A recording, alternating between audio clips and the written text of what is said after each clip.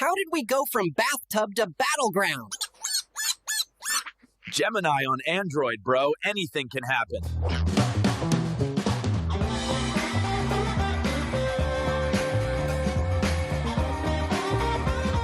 Press to create videos. Only on Android.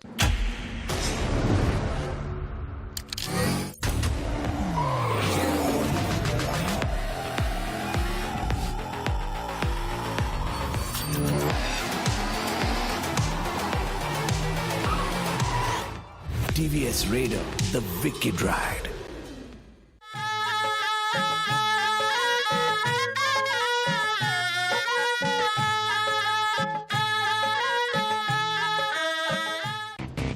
Real MVPs are not born.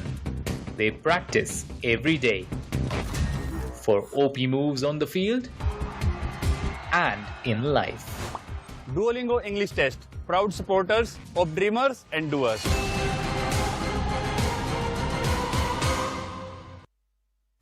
Join Google Play Points, the loyalty program that offers you exciting benefits. Now earn points on every purchase. Play more. Level up to gold and platinum. And unlock exclusive rewards. R is for RAM on roids. A 12GB ramped up, run on all engines, upgraded in a world resigned to 8 gig. Ridiculously ripped. Raise the stakes with a ruthless dozen. Ready to raid. Write faster, roll smoother. Reach higher with a refuse-to-die battery. Every app, every activity. Rep, rep, rep, rep, rep. If it's in your radius, R keeps it on rotation. OnePlus 13R. R is ours.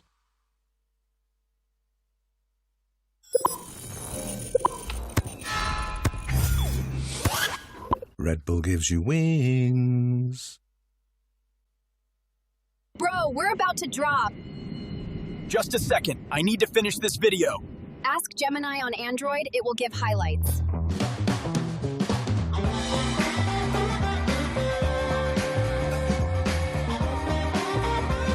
Press for key highlights. Only on Android.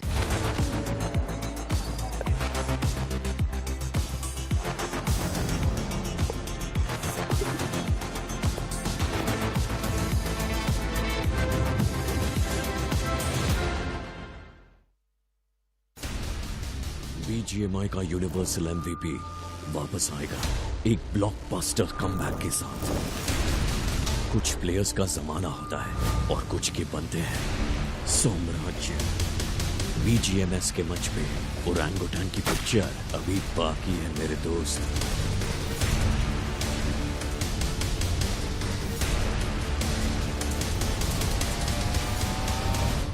Esports Ka Blockbuster. With the bounty now looming on the top 4, BGMS Season 4 just got even more exciting.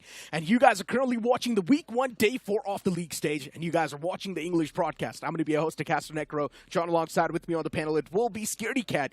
And Scaredy Cat, bounty finally is over here. We know everyone in the top 4 is now going to be sweating. I mean, that's the best part about it right now, because those extra 10 points can eventually propel some teams who are all the way down on the lower board to maybe getting into that contest of getting in that top 4 back up again, right? Because this is not just for one day. It's now going to continue all the way till September 7th. But before we start theory crafting and talking about what's going to be happening in the future, let's start talking about what exactly happened yesterday. Hero Extreme Godlike just dominated the Battlegrounds yesterday with a back-to-back chicken dinner, and that was probably one of the biggest bangers Hero Extreme Godlike has dropped so far. It was indeed a day of gods as well, because God's Reign were the one to start things off with that chicken dinner as well yesterday. When Surain asked, what happens with you guys? He's like, yeah, day 1 is never for us. It's absolutely fine.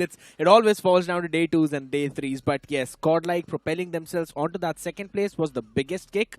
Because eventually, if you see, OG had the lead of 30 points from every other team. And now they only have a 4 to 3 point lead from Godlike. Exactly. And at this point in time, look, yeah, OG's lead has faded away. But the fact that now Bounty's also going to be on top of the head. Yeah. All the aggressive teams, one thing is for sure. They will definitely try and go for the Bounty. And today's day is going to be extremely chaotic. And since we were speaking about what exactly happened yesterday, well, the thing started off pretty well for God's Reign. In the first game itself, God's Reign was able to conquer the lands of Erangel and show what exactly they're capable of. And as you mentioned in the interview as well, the man clearly mentioned, day ones are not exactly for God's reign, but the moment the things start to settle down, that's when God's reigns do sort of start to rain down in the lobby. Absolutely, but eventually the first aggressors in the entire lobby were definitely Soul, who hunted down the members of Genesis Esports, and man, oh man, that hunt lasted for an absolute long amount of time. They really wanted those points, but God's Reign holding their position down were eventually the winners of that entire series as well, or rather,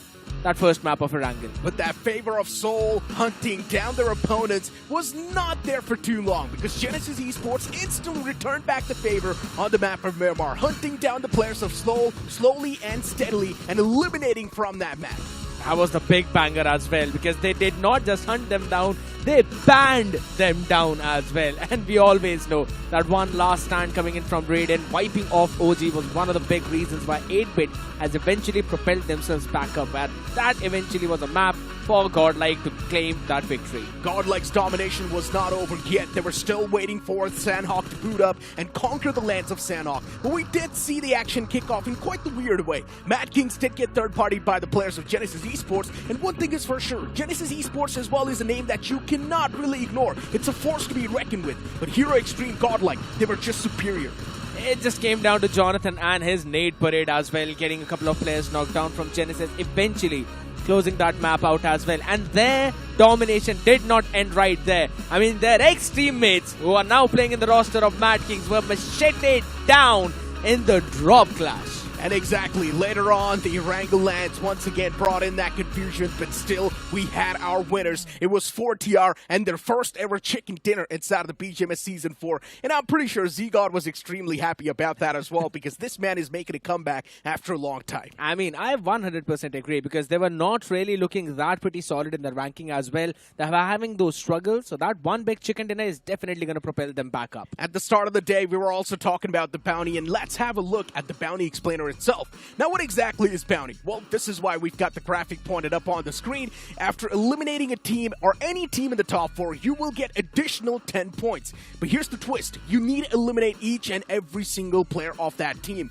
You cannot just eliminate the last player and ask for 10 points. No, you need to eliminate every single player, all 4 players of that team, to have a chance to claim that bounty. And imagine if you claim that bounty, you go for a fight in the power play. That's going to be 18 points in total. That's the biggest kicker out here, right? The teams that eventually get 19 points, 20 points for the chicken dinner can have a chance to get all of those points eventually in their very first fight too. And FS, Revenant X-Park, Hero Extreme Godlike, and Orangutan will be the teams who will have the bounty on their back. And look at the big difference coming in actually, right? 99, 95, and then it drops down to Revenant X-Park with 66 and FS for 66. The reason why FS are there is thanks to that one heroic performance of Roman as well. My man was an absolute beast. It does feel like OG and Hero Extreme Godlike are on a league of their own, but you cannot really count out teams like FS Esports and Global Esports. Yesterday, unfortunately, Global Esports was supposed to play all the 4 games, but they just ended up playing 3 games. It's because they were not able to join the lobby in time. We do not exactly know what they were doing, but you got to be punctual. You need to be on time.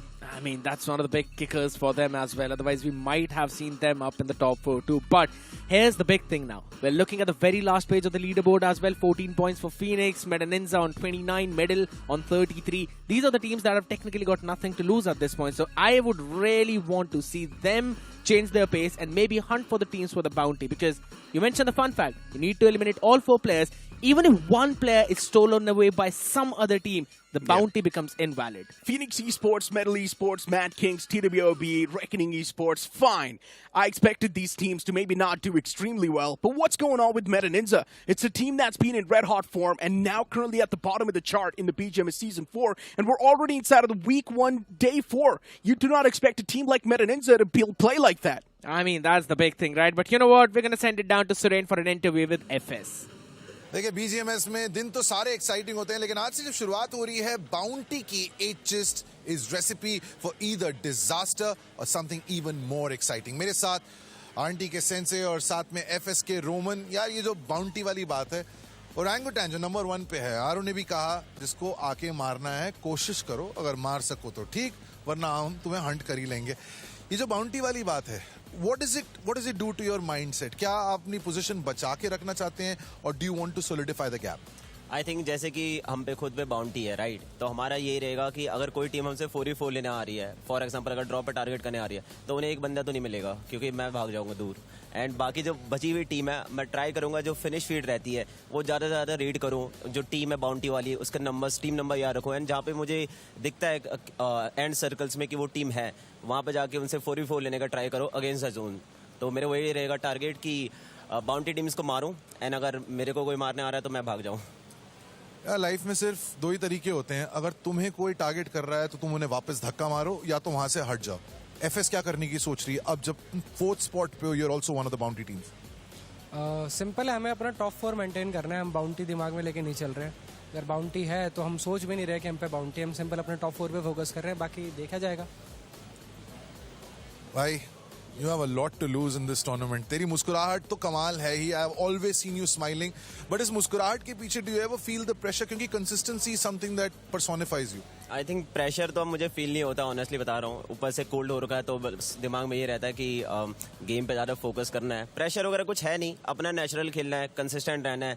And मैं अपने जो team मेरी बनी है उस पर बहुत ज़्यादा कॉन्फिडेंट फील करता हूँ. एंड आई थिंक प्रेशर वाली बात नहीं, बस हमें अपना जो बेसिक्स है उसे क्लियरली फॉलो करना है. एंड उसके बाद आई थिंक रिजल्ट जो हमें चाहिए इतने टाइम से आपको मुझे वो आएगा. Roman, how much of your team's performance is down to you? क्योंकि वी नो कि पिछले कुछ दिनों से तबीयत जो है वो खराब है. You been really pushing yourself out there.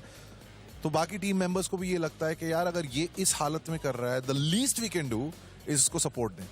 नहीं, my health is no better, अभी थोड़ा बेटर है पहले से. बाकी वो तीनों फुल पम्प्ड है. बैक एंड में कोच भी है, 5th प्लेयर भी है, तो सारे पम्प कर रहे हैं पूरी टीम को. तो 100% वो इतने कॉन्फिडेंस के साथ बैठे हैं कि आज से वो और अपनी परफॉर्मेंस को अप लेके जाएंगे. और hopefully we ended up in #4 और #3. Listen, best of luck buddy, best of luck sensei. Alright, हमारे साथ 2 बाउंटी टीम्स यहाँ पे थी, लेकिन रावण के साथ एक very special team right at the top. I gotta love what Sensei just said over there. Yeah, he knows he's got a bounty on top of his head, but he also realized the fact that if someone does try to hunt us down, we'll just run away, but we'll try to get bounty points ourselves. I mean, I really wanted him to say probably something like, yeah, and if someone's trying to hunt us down, guess what? They're gonna be the prey out there. But you know what? It's fine. Sometimes he's a realistic guy, my friend. Sometimes the reality slips out like that out here. Yeah. But that's again one of the fun things and one of the important things that Revenant X-Park, or rather Sensei himself, has said, that they don't really care about if we have a bounty on our head or not. We ourselves would want to hunt the bounty teams, and that too once they're on their rotation. I think so that's going to be a very important plan of action. Just imagine, man, 18 points off the rip, and even if you do get eliminated after that, it's completely fine because you've already secured 18 points. That's pretty much the same amount of point as the team that will be able to get the chicken dinner. So off the rip, if you are someone that does want to take the advantage of the power play, targeting teams that have a bounty on top of their heads will probably be the best possible thing you can do. Just go in the stage 1, target those teams, get those points in your hands, and you might just have 18 points off the rip to kick things off with. But as I mentioned, every single player needs to be eliminated by you. Before now, it's time for us to toss to a short break. After that break will be the first game of the day.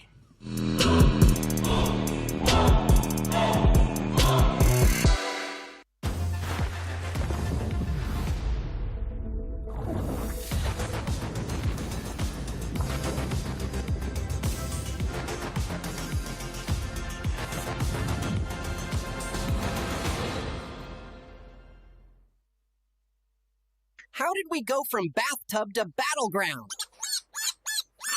Gemini on Android, bro. Anything can happen.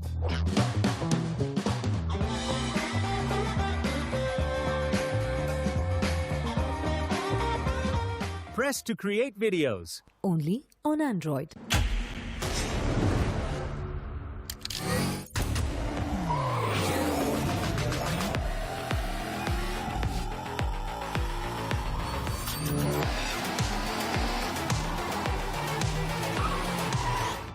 TVS Raider, the wicked ride.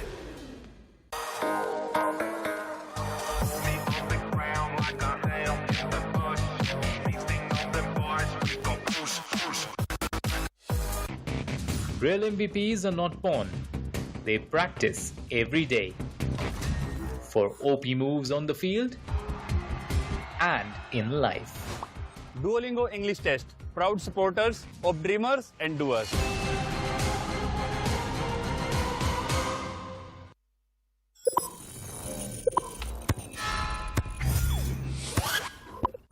gives you wings.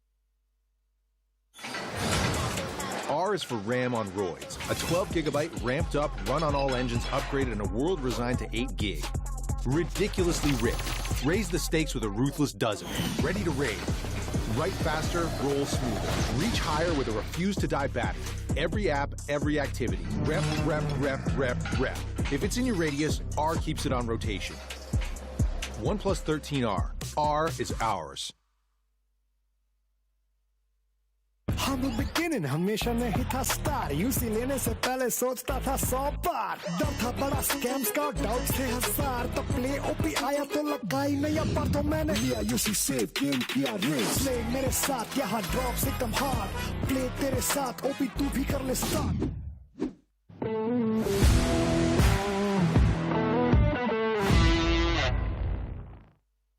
The first game of the week 1 day 4 will be live soon. And inside of this game, there will be something special. As we've been mentioning over and over again, the bounty is now live. The top 4 teams in the overall standings will have a bounty on top of their head, which means whoever eliminates that team will get additional 10 points added. And if you do that in the power play, you will have 18 points in total. Now that's insane. We did have the schedule on the screen, and as we know, we're going to kick things off on the map of Erangel. Things will be super spicy. Scared, what will be your prediction for now? Man, oh man, Group A and Group B, where Group B will have all the 4 games for today. My prediction always falls on to the men who are in orange. Apes out there, I think so, should be able to maybe take the cake for themselves. We have the playing groups as well, A and B. FS, they're going to also have first couple of games as well, right? So I think so it's very important for them to now start and navigate how they can relieve Roman of that pressure which he's been feeling, right? Constantly performing, constantly fragging, and thanks to him and the rest of the players also doing some of the heavy lifting, they're up in the top 4. But yes, now since they've got the bounty on their back, might be a little bit different. Yesterday, God's Green were the one to kickstart the day with a chicken dinner, and today as well, their group is playing the first game. Maybe they've got the first game momentum with them, and maybe they can swing out and take the first game once again in their hands. There's definitely a massive chance because the teams in the top 4, having that bounty on top of their head, there's a big chance they might just have too much to deal with. And speaking of the bounty and why exactly was it implemented, do not forget, as the format says, from the league stage, the top 4 teams will directly move on towards the grand finals. Just to make their journey a little bit more tougher, we added the bounty. The spice, the salt on top of the wounds. The big competition out here. It's going to be super fun to see, just like the flight path right now in front of us. Starting all the way up between Seveni and Stolberg, going down towards Sosnovka military base. Yeah, of course, God's Reign, super happy about it. Orangutan, they're going to be happy about it. I don't think so Revenant X-Park are going to have any problem out there. But since Soul is also playing, we might potentially see Soul go for a hunt for the apes, considering they did that all the way in day number 1 as well. I would love to see a few hunts myself. I mean, OG, someone that's currently still top in the charts. Yes, the lead's faded away, but if you really talk about it, the top 2 still got a decent bit of lead compared to the teams on the 3rd and the 4th spot. And I'm also speaking about here Extreme Godlike. Luckily enough for Godlike, they're not exactly playing the first game. They are going to be back after the first 2 games, which will be a good thing for your Extreme Godlike, so they can get the lay of the land and know exactly what they need to do and what changes they need to implement. One of the big things out here that you mentioned right now is that Godlike is the only bounty team that will be playing in the latter 2 games, right? For the first 2, we are going to have 3 out of the 4 bounty teams up here. OG, Revenant X-Park, FS as well. All of them are going to play at least the first 2 games, while OG and Revenant X-Park will play both, or rather all 4 of the games. The only main thing is that after the game 1 is over, we'll have new bounty teams if FS and Revenant X-Park were to lose their footing as well. What is the circle? Centering on towards Primorx and Ferripier. Hello. And 45% of the circle is literally in the water. Shadow, hello, where are you? It's going to be tough to play. This one's going to be extremely tough. We're off to an aggressive start, my friend. I would love the stage 1 to be absolutely chaotic. And speaking of chaos, we do have a bit of that chaos ensuing in front of our screens. Team Aryan getting contested. It's actually Team Aryan contesting the place of OG. It's the other way around. Aryan thirsty for these points. They really do want to claim the bounty. Want to start things off with 18 points, and you cannot really blame Team Aryan, huh? They're currently on the latter half of the board, pretty much on the last page, and Team Aryan's desperate for the points. Look at OG just backing away instantly. do not want to hand out the bounty points to the other team. But now if you look at the opposite side of the spectrum, you've also got Marcos Gaming locking their horns against the players of Seoul. That's a big thing right here. Legit still standing up. He still wants to survive. Low on that HP, door closed up. He's playing Ring Around the Rosie. Oh, no. Can't really run for a longer duration. And Superman is going to make sure that he puts him out of the misery. No Kryptonite coming in here. But where are the rest of the members of Seoul? Just close by in the other house. As the nades are being cooked in, Goblin will have to throw it down to perfection out here. And what is that nade from Joker? God. He destroys his own man. A massive blunder. Friendly fire. Or maybe you can't say friendly nade. Oh and my a God. return nade comes into play for Marcos Gaming. That's going to eliminate those two players from Seoul. And now Seoul is alive with just one last man. What a blunder that was. I'm pretty sure Joker's going to have a piece of word with his teammates after this. Or from his teammates after this. But Reckoning Esports, for them the fight's not done yet. They need to deal with the players of MyG Los Hermanos. And this time around, MyG, they're really punishing the players of Reckoning. Another man falls down. It's still even. Steven trades on the board, at least as of now. MyG Los Hermanos, they need to get the fallen man back upon his feet. While Shadow as well is taken down extremely low. Critical HP, needs to loot that death crate in front of him. There is Dionysus all the way in the back lines, and Dionysus knows now rescuing his teammates impossible. So Reckoning Esports, they're down 2 men. A rough start for a lot of teams this time around. I mean, I'm going to be super happy about MyG Los Hermanos out there. Look at that, 6 finishes already for this team. Galan has already got 3 in his name. That's 12 points right from the get-go. Insane. And Revenant X Park is another one of those teams that's got the bounty on top of their head, but instead they want to take the advantage of the power play. They want some frags to themselves in the stage 1, hunting down MyG Los Hermanos and also Reckoning Esports. Revenant X Park, this aggression, you love to see it. But let's not forget there's another team also in the mix. There's also Metal Esports, another powerhouse, another power-hungry team that's going to try to go for the early game fights as well. So much chaos off the rip, and this is what bounty really brings. It took basically 4 days for the teams to realize what really they need to do early on, right? We're going to have a look at the replay as well as to how MyG Los Hermanos were eventually able to take down the rest of the players. Kalan just holding it down, and DP is the weapon he was using. That takes years to reload, but still making it work. Eventually standing up strong, now has got the better weaponries for himself as well. He still needs to find a helmet. Not really top-notch in terms of that loot which is available, so they're going to have some fun time now because Revenant X Park are not really deciding to go in for full of that chase. MyG Los Hermanos at this point in time,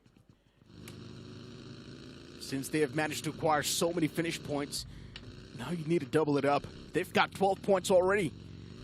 MyG Los Hermanos, they don't even need to go for the bounty anymore. They've already got 12 points. They're happy with that. Even if they do get eliminated right here, right now, they're still going to be happy. So MyG Los Hermanos, they've done more than enough. Now they can settle back and play for safety and play for a chicken dinner. It's going to propel them to somewhere around 70 points already, so might also end up being in the top 4, and then they will have the bounty on them. One thing is for sure, since 3rd and 4th placing teams are both in this group, and looking at the points going all the way towards the 13th place, they are at 52. Any team can actually take that advantage and finish off FS and Revenant X Park and eventually propel themselves back up in the top 4. They've still got 2 more minutes to take the advantage of the power play. And 2 minutes is quite a bit. If any other team does want to hunt them down, then right now's the time. But still, first they need to scout them out. They need to know exactly where they're positioned and then go for the fight, which will take a lot of time in the first place. NINZA on our screen, a team that's struggling too much in the overall standings. You do not expect that sort of a struggle from a banner like NINZA. It's supposed to be one of the most consistent teams out there, but still it feels like they haven't really figured out the way to play BGMS Season 4. Likitha Esports on the move. There is Metal Esports right in front of them. And Venom He's camping the bridge for Venom. These might be 3 points, and that's what Venom's doing. But instead, he gets knocked out as well. But there is Termi and Scout OP backing him up from the back lines. Even Aimbot now driving up. Metal Esports, quick cavalry. That's going to save the day for Venom. He's not going to be finished off. As of now, he's still going to survive as well. While on the other side, Likitha Esports, they've decided to leave their man behind, though up close and personal. Aimbot needs to win this fight, and he will land the shot. S12K. The magic is done already. No voodoo out here working for Likitha. His Aimbot is going to make sure he puts them back up in a crate. Rest of the members are now going to run away to try and play for survival. But guess what? Medal still want to go in for the chase. Termi, Venom, Aimbot. It's tough to beat these boys in a proper 1v1 fight. And that's why Metal Esports is someone that is extremely hungry for elimination points. A drive-by from Termi to claim those elimination points. Beautiful stuff from Metal Esports. That's 4 points in the power play itself. 8 points accumulated from Metal Esports. Already gathered the average that they really wanted to get. Picture perfect play coming in. I was actually seeing that cluster form out there up top, right? So I kind of knew this might happen. But now there's another cluster that is forming somewhere around that quarry. Meta NINZA, OG, VS, God's Reign, all of them are going to go there, and still almost 40% to 35% of this zone is in water. Do not have a lot of landmass to try and play around with, and considering the way it's going, good luck, True Rippers, trying to cross the military bridge around Freddy Pier. Just imagine, Team Arjun dropped towards Rozhok to punish the players of OG and claim the bounty. And Team Arjun is still in Rozhok, while OG is already inside of the circle in the centric part. That's the difference right there. OG ran away. OG knows exactly what to prioritize, while Team Arjun not exactly sure what they're doing. While you've got True Rippers in a hovercraft going for a long rotation from the water. I mean, regardless of where they want to land, there is no empty space for them. Well, technically there is. If you really look at the left side of the Primorks, there is a massive hill. And on top of their hill, they can actually play the high ground. Marcos will also be somewhere around there, and everyone will have their eyes on that hill. Meta NINZA, NoNx. I still feel like it's quite a playable spot. It's a bit risky out there, though, but there's another thing that happened out there which was very risky for Nakul, and that was he was founded out by the members of Team Arjun. Not going to survive that.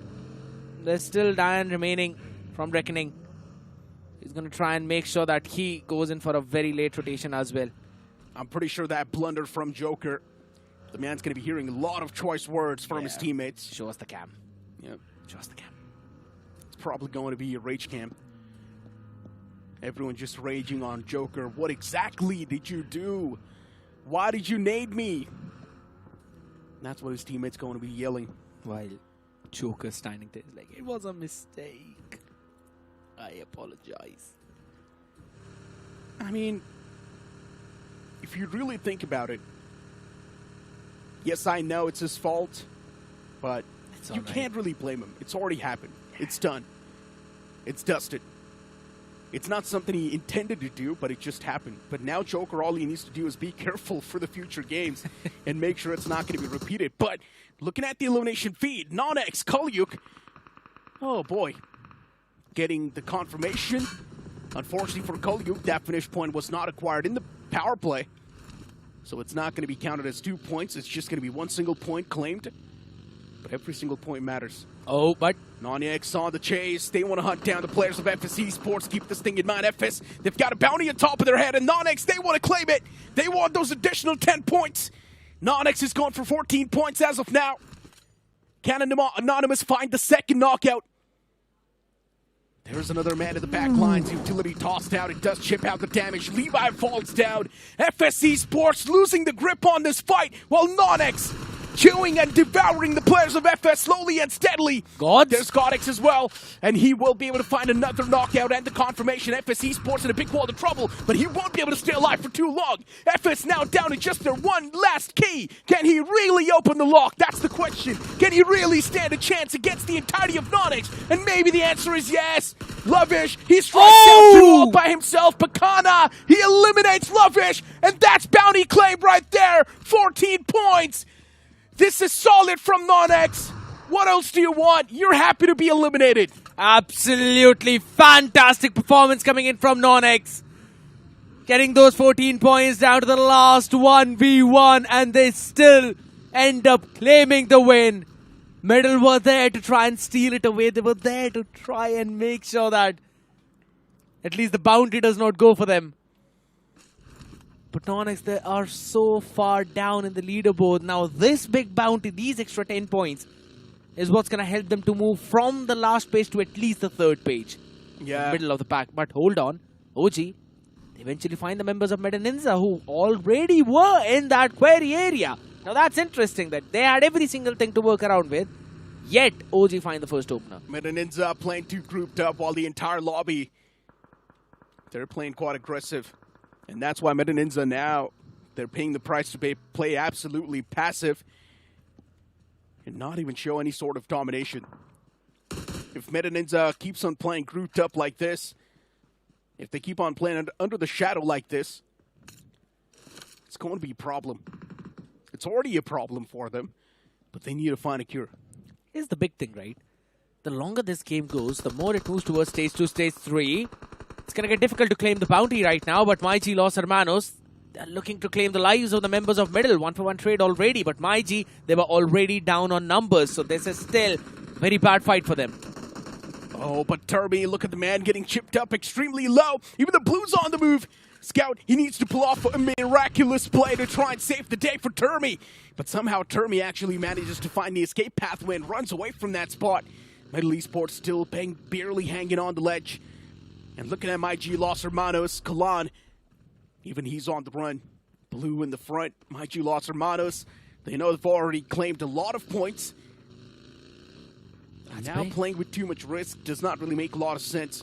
So MyG lost Hermanos. If they can, they should try and secure those placement points. They've heard you, but the question is that they can't really run away from a fight. Oh, lovely. My God, what? Oh! Kalan still manages to get him down though. Traded instantly, so now he'll have to try and pull something off for his team because the rest of the members are already fallen down. That was hilarious. That was hilarious. Nice block. Team Aryan just road blocking. And MyG lost Hermanos. They just can't do anything. He even tried to get a piece of the pie, but he was not able to do so. And Team Aryan easily eliminating the entirety of Los Hermanos.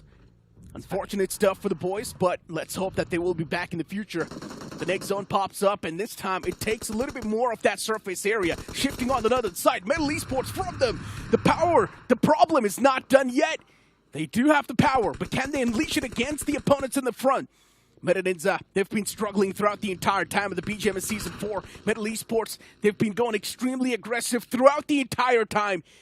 But this time, the aggression needs to be paid off with a lot of elimination point. But NINZA, they're fighting back pretty well. They've got the man advantage inside of the fight as well. Now it's taken down to a 2-on-4. NINZA having the man advantage. Scout OP trapped behind the vehicle. He can't do anything. There's Termy in the back lines, but I highly doubt he wants to indulge in a fight.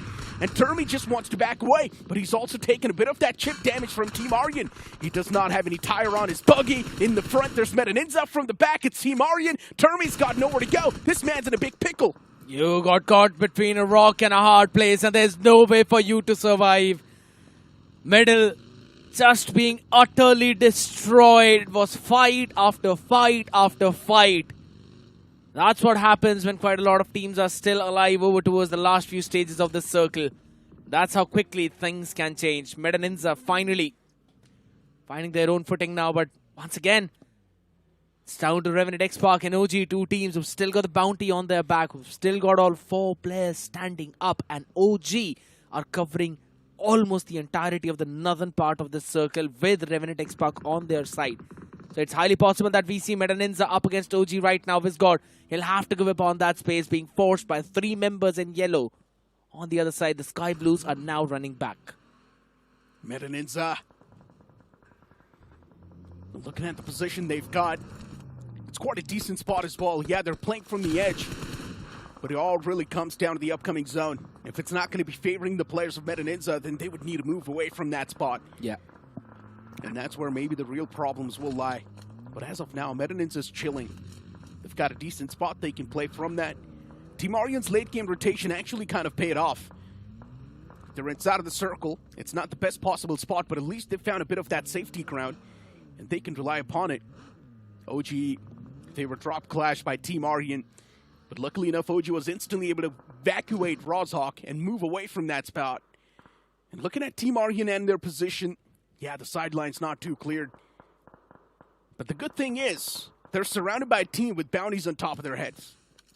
That's the only good thing, to be honest. Being surrounded part is not really the best.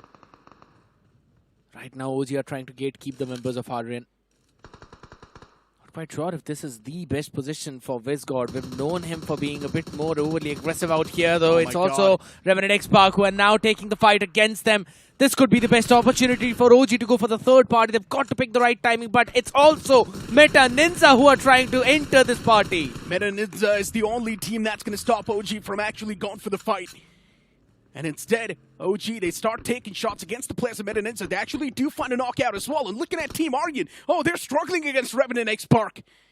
It's not the way they wanted to kickstart the fight, but Revenant X-Park, with the way they're doing a lot of damage against the players of Team Aryan, this is going to swing the favor back in the hands of Revenant X-Park. There's also Meta NINZA in the back line, so Revenant X-Park cannot really make a direct pounce on top of the players of Team Aryan. It will be filled with a lot of risk. Henry, the man's barely surviving still.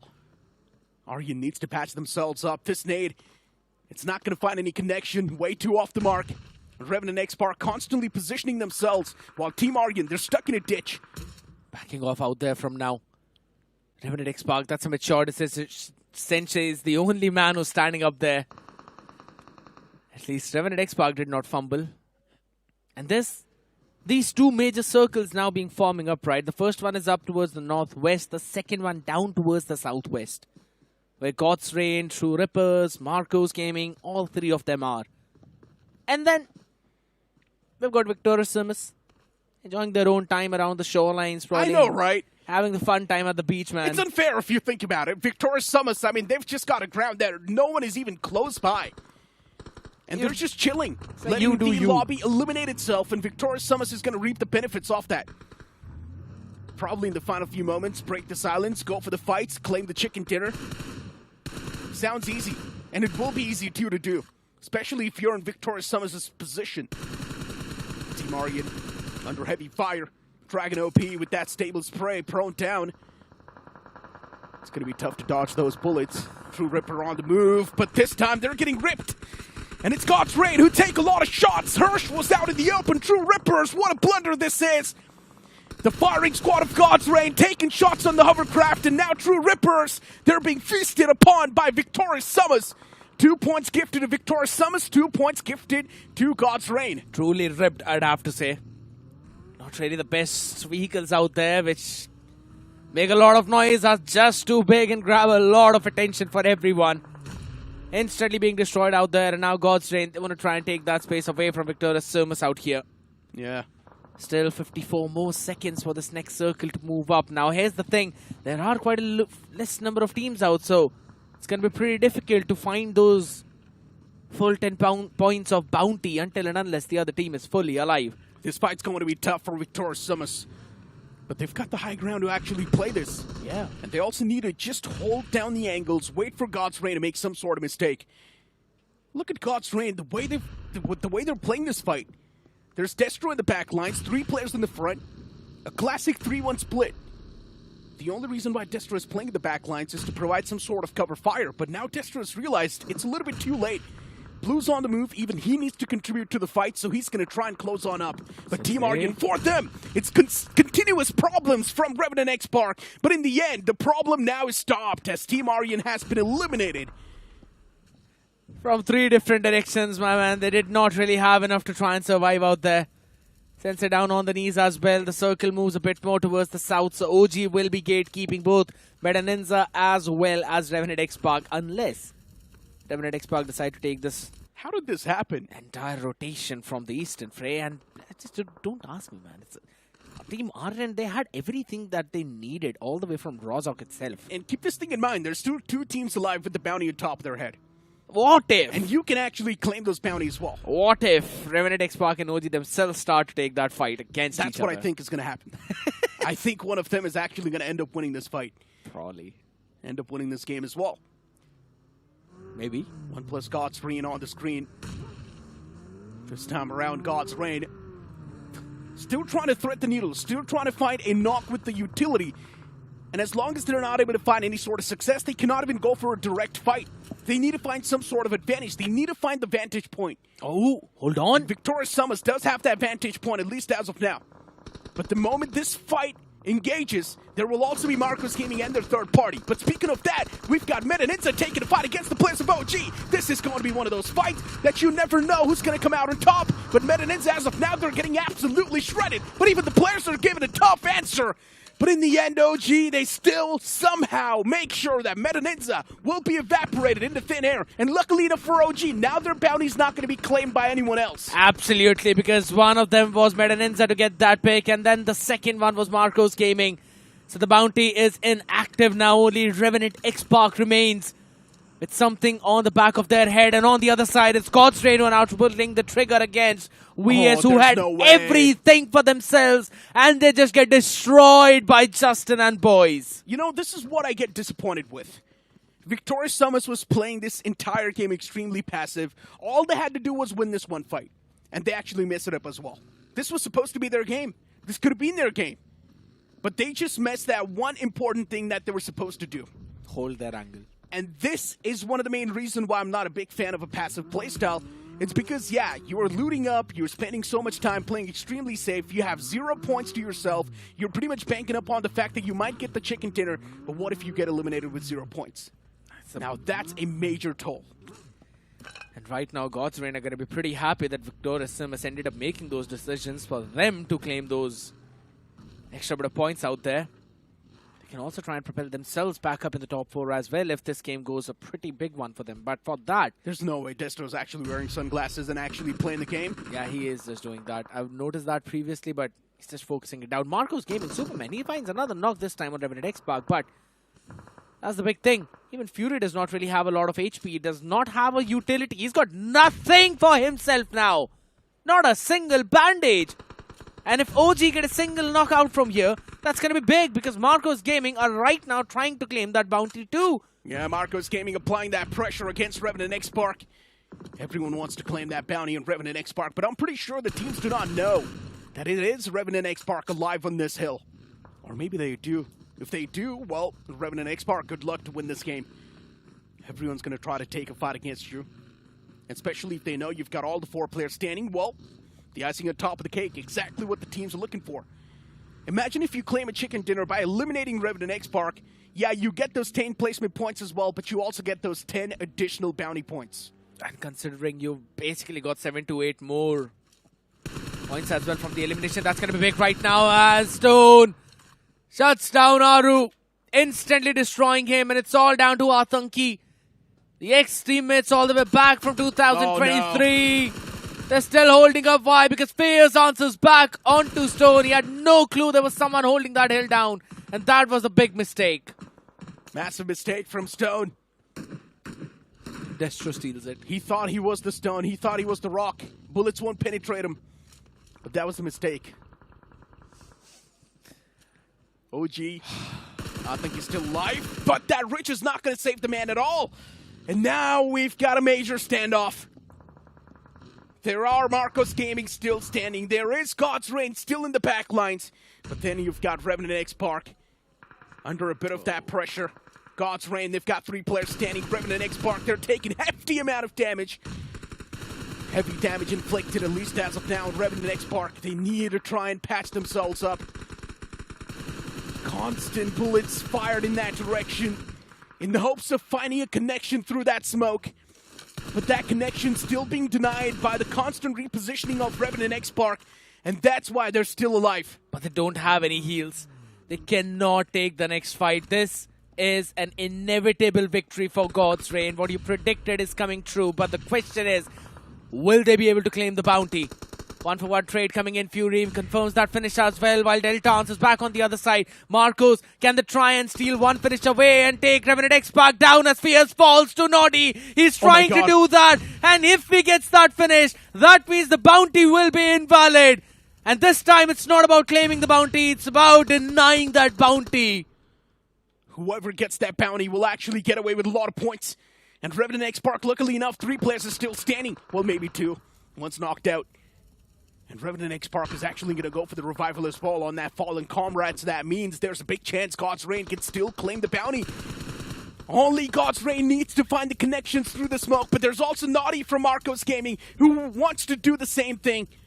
Everyone's desperate for points, but Revenant X Park playing to deny the points. And this time around, Delta gets caught. Marcos Gaming returning the favor. God's Reign in hot water. Massive wall of trouble. That's Destro as well. He's going to evaporate into thin air. What happened to God's Reign? Massive blunder. Marcos Gaming stealing the game. Revenant X Park with 2 players. Wait, is the bounty still valid? No, that's the biggest play coming in from Superman. The flank was impeccable. Just finds an angle now. Only Justin can actually finish all of them off, but he's all the way out in the open. He's trying to run it down through the smoke as well. Will he survive is the big question right now. Oh my God, Superman. Revenant X Park. Just look at them. They're constantly giving revivals to each other. It's There's done. no way this is actually happening. It's and they done. won't be able to survive as they get eliminated by the play zone. And now Justin left in a 1-on-2. Marcos Gaming, yes, they're quite scratched up and bruised up, but can they win this fight? They've got the man advantage. Justin, just the only man standing for God's Reign. Put in one of the most awkward spots possible. It's not a great position. While Marcos Gaming, they've got the rich to play with. No helmet. This zone's going to be closing out soon. Justin takes a lot of fadeaway damage, and in the end, will be eliminated too. It's Marcos Gaming who claim another solid chicken dinner in the BGMS Season 4.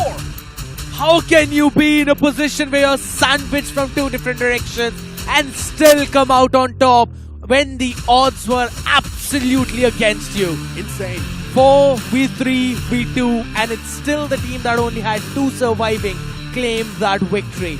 And yes, words will be spoken now for God's Reign because this was their game. This was their bounty. It was a straight up mess up, nothing else. God's Reign just messed up. It was a long range firefight and God's Reign got absolutely destroyed. That's all you can say. But honestly speaking, I'm disappointed with Victorious Sumus. I do understand you are doing pretty decent in the overall standings, but the only reason why you're doing decent is because it's BGMS Season 4. And we all know, inside of BGMS, everyone takes those early game fights. Surviving till the late game gets a little bit better. But if you're not even able to convert those fights in the late game, well then that's a big concern. Absolutely. One of the big things coming in though, but I'll still have to say, Superman and his play was absolutely phenomenal, dude. That guy was insane. Well, his name is Superman at the end of the day, and let's move on to a short interview towards the stage, and let's see what's going on over there. Outnumbered, outgunned, but not outplayed. Final battle में Marcos Gaming, they were completely down and out. सबको लग रहा था कि शायद they might be the team that is eliminated, and a very surprising chicken dinner. Congratulations. मेरी mummy एक word use करती है मेरे लिए बार-बार. I want to use that word with you. क्या ढीठ हो यार, क्या कमाल का ढीठपन दिखाया है. Can you imagine what you've just done? क्योंकि वो जो 2 teams बची हुई थी, they had more players, and yet you pulled off a chicken dinner. हाँ, वही पहले ही सोच के तो आए थे. हाँ, इस बार तो चोक नहीं करना है क्योंकि ना 3 दिन से हम चोक करते ही आ रहे थे इजी मैचेस. तो आज कुछ भी हो मिस्टेक नहीं करना है तो हम निकालेंगे चिकन, बस यही कॉन्फिडेंट रख के आए थे. पाताल से ऑलमोस्ट आसमान तक का सफर आपने तय किया है इस मैच में, क्योंकि आप अपनी पहली ही फाइट में एलिमिनेट हो सकते थे. वहां से फिनिश लाइन तक पहुंचना, what is that do to the confidence आपके बाकी टीममेट्स के? हाँ, टीममेट तो बहुत पंप थे आज, इसीलिए मैं सोचा कि ड्रॉप क्लैश ले लेते हैं.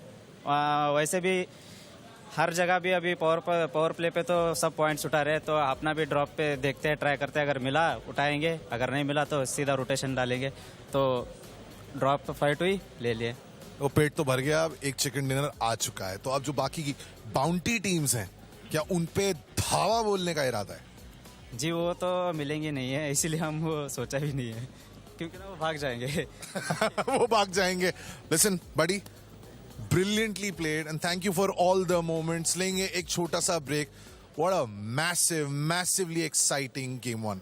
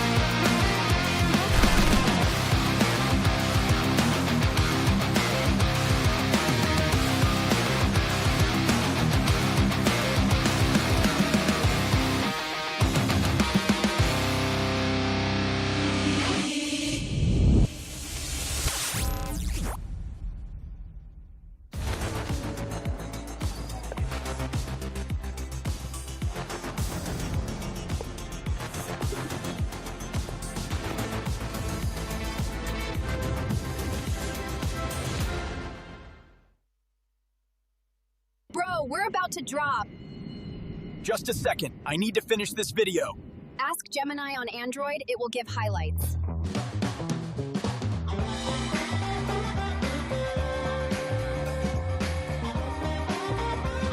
Press for key highlights.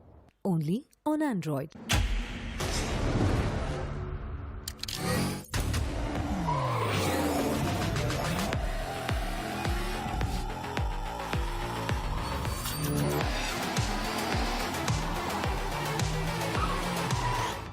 TVS Raider, the wicked ride.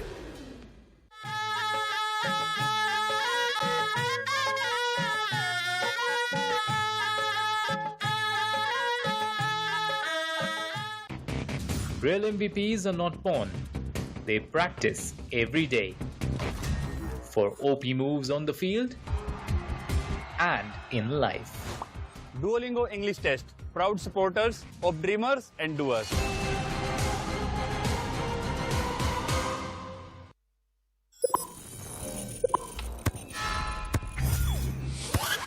Red Bull gives you wings. Join Google Play Points, the loyalty program that offers you exciting benefits. Now earn points on every purchase. Play more. Level up to gold and platinum. And unlock exclusive rewards.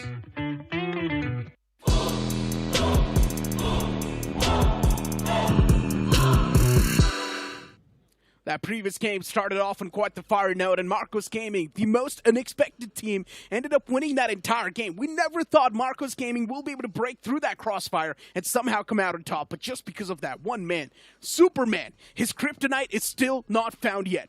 I mean, absolute insane play coming in from Marcos Gaming out there. It just seemed like that they were protected by something, and I'm pretty sure it was the Google Play Protect, which protects your data and your apps from all the malwares out there. So make sure you check it out too. But yes, I agree. Superman, he became what his name states he is. Yeah. Finding a flank, finding that perfect timing, finishing off the members as well for God's sake. That was the perfect play coming in. And honestly speaking, he also has to be the MVP. But no, instead it is Justin.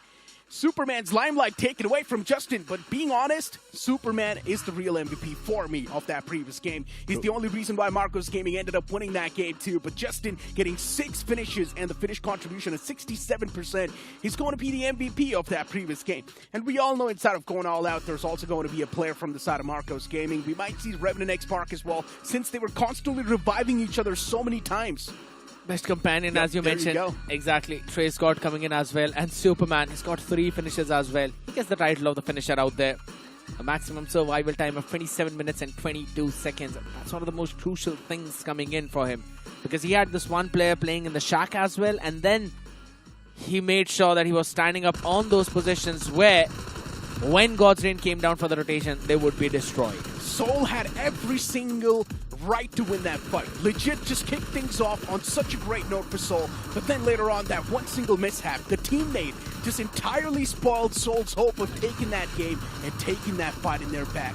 And that's pretty much what tells us. Even if you make one single tiny mistake, it can pretty much be the difference between you getting eliminated and the opponent having the advantage. Victorious Summers, in my opinion, it was their game to lose, but they messed up big time as well. I mean, that was one of the biggest things that happened there, and I'm pretty sure that Justin was the main reason out there, standing up, getting those shotgun shots down as well.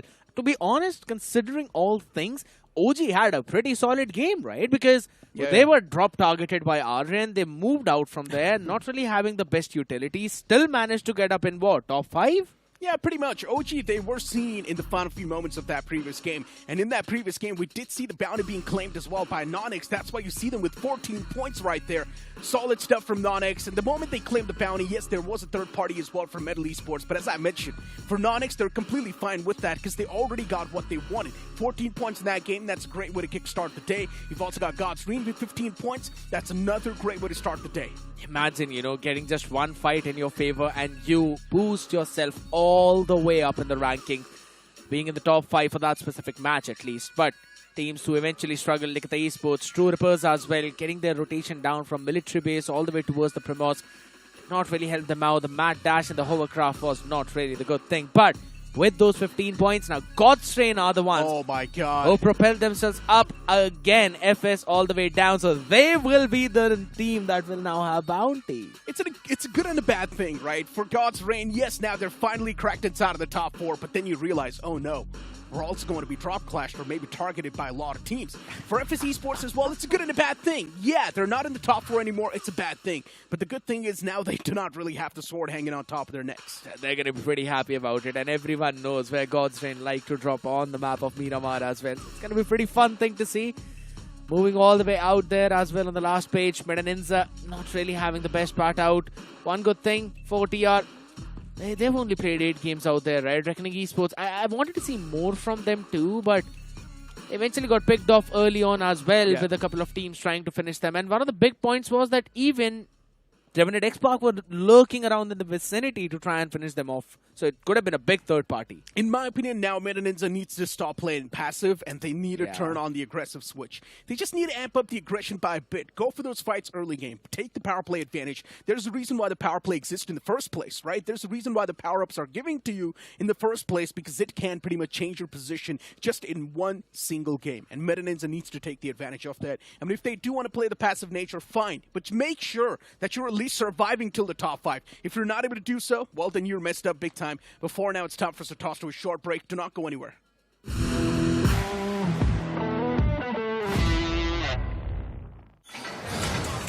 R is for RAM on roids. A 12GB ramped up, run on all engines, upgraded in a world resigned to 8 gig.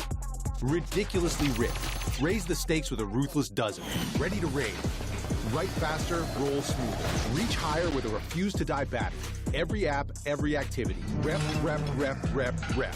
If it's in your radius, R keeps it on rotation. OnePlus 13R. R is ours. How did we go from bathtub to battleground? Gemini on Android, bro. Anything can happen.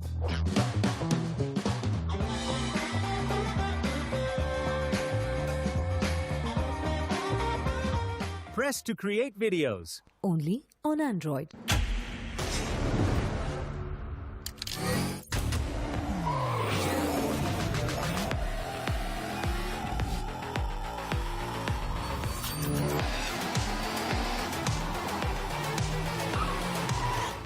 TVS Raider, the wicked ride.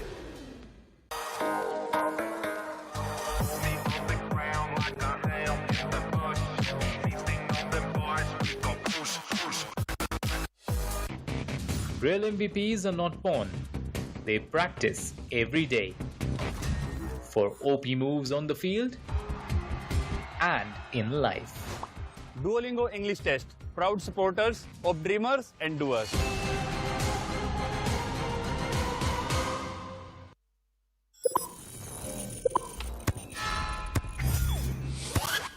Red Bull gives you wings.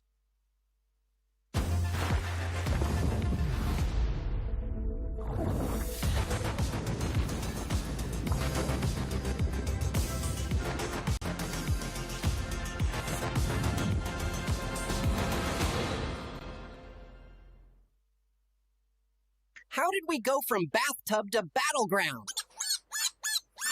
Gemini on Android, bro. Anything can happen.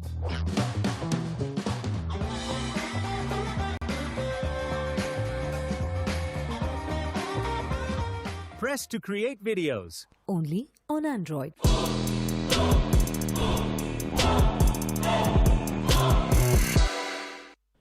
A huge shout out to our mobility partner TVS. Now that's a wicked upgrade. The TVS Raider iQOO brings segment's first GTT digital cluster with 85 plus connected features, best in class torque, and now 9 crazy colors. So I'd recommend you guys to move on towards your near TVS showrooms and check the bike out. It's amazing. I've had my hands on it, and trust me when I say this, it feels absolutely smooth even for a guy like me.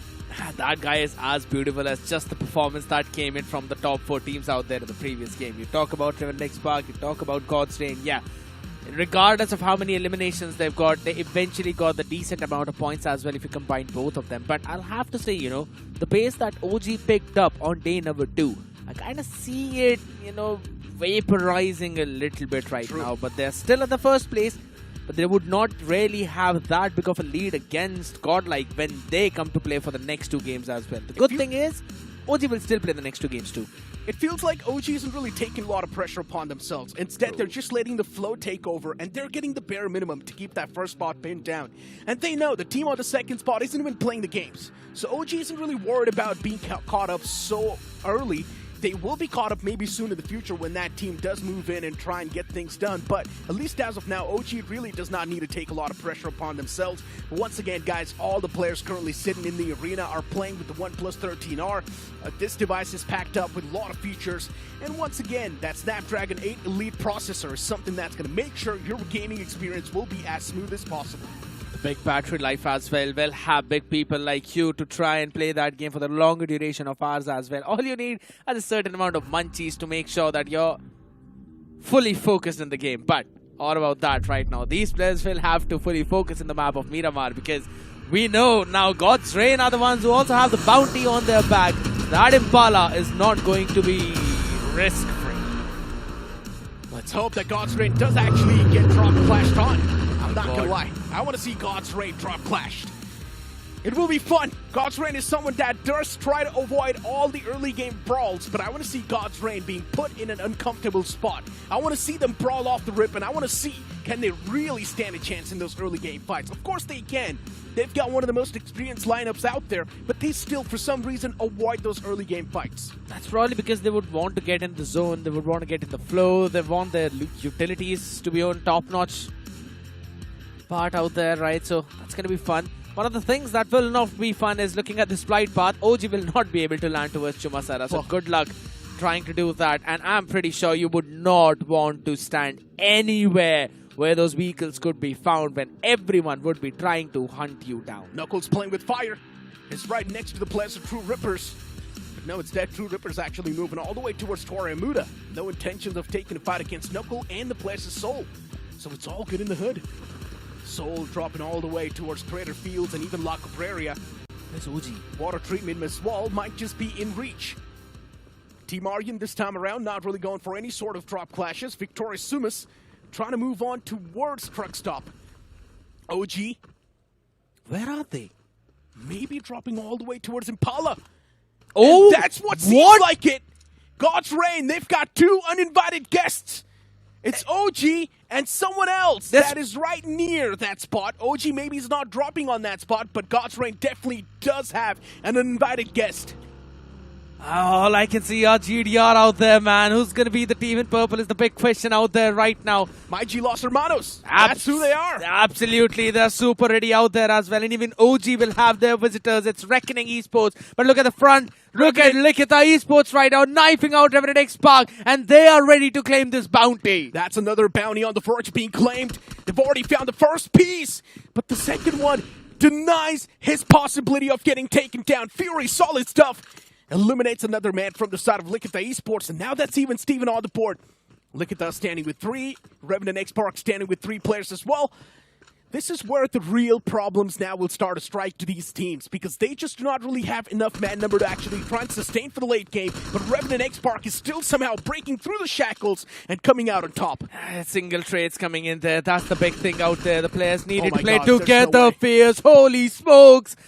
Crouching down out there to try and survive, but guess what? The knock was there on Starboy's teammate. Can they survive is the big question now. Is there any point in surviving with just 2 players? Might as well just try and go out all hunt and the rest of the players down for REVENANT X Park. They can still go for the bounty, by the way, because that 1 elimination point was claimed by Likitha Esports. And if that 2 players, if they do manage to find enough meds to themselves, if they do manage to find a decent bit of stuff, then maybe they can go back in towards Power Grid and re-engage inside of that fight. Before now, God's Reign in a big world of trouble. I told you this. I want to see God's Reign being pushed outside of their comfort zone, and that's what exactly is happening.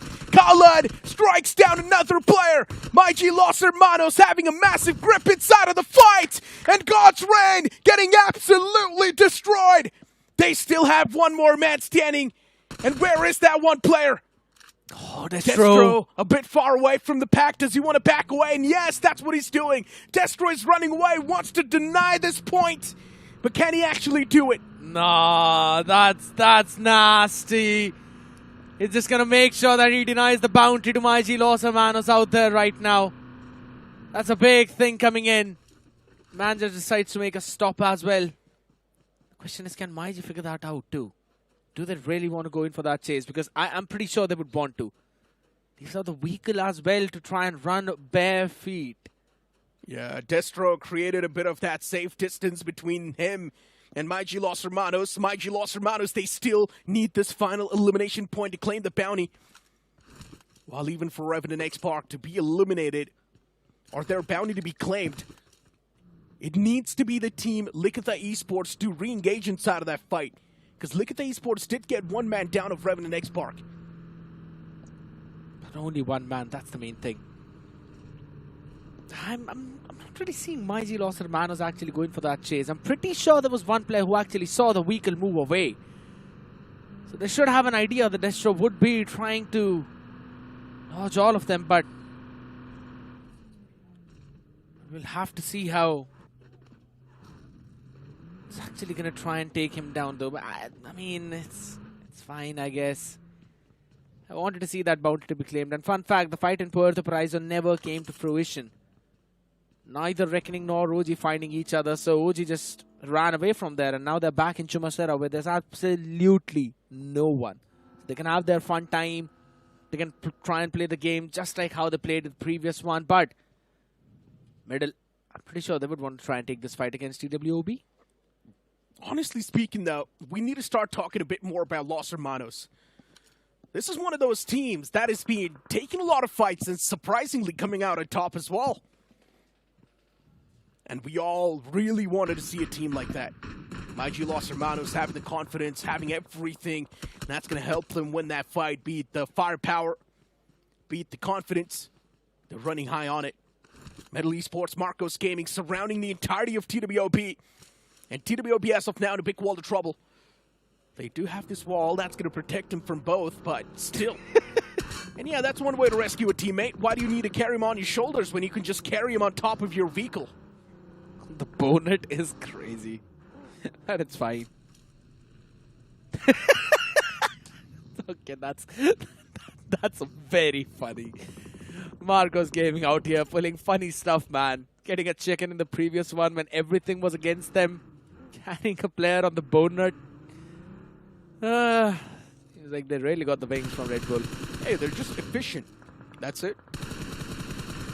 Using the game mechanics to its fullest potential. That's one of the ways you can look at it. I mean, technically, if you think about it, it is something that you can do IRL as well. I hope that gets cut out there, but ladies and gentlemen. I mean, haven't you seen some of those Instagram reels where the people are literally dancing on top of a bonnet?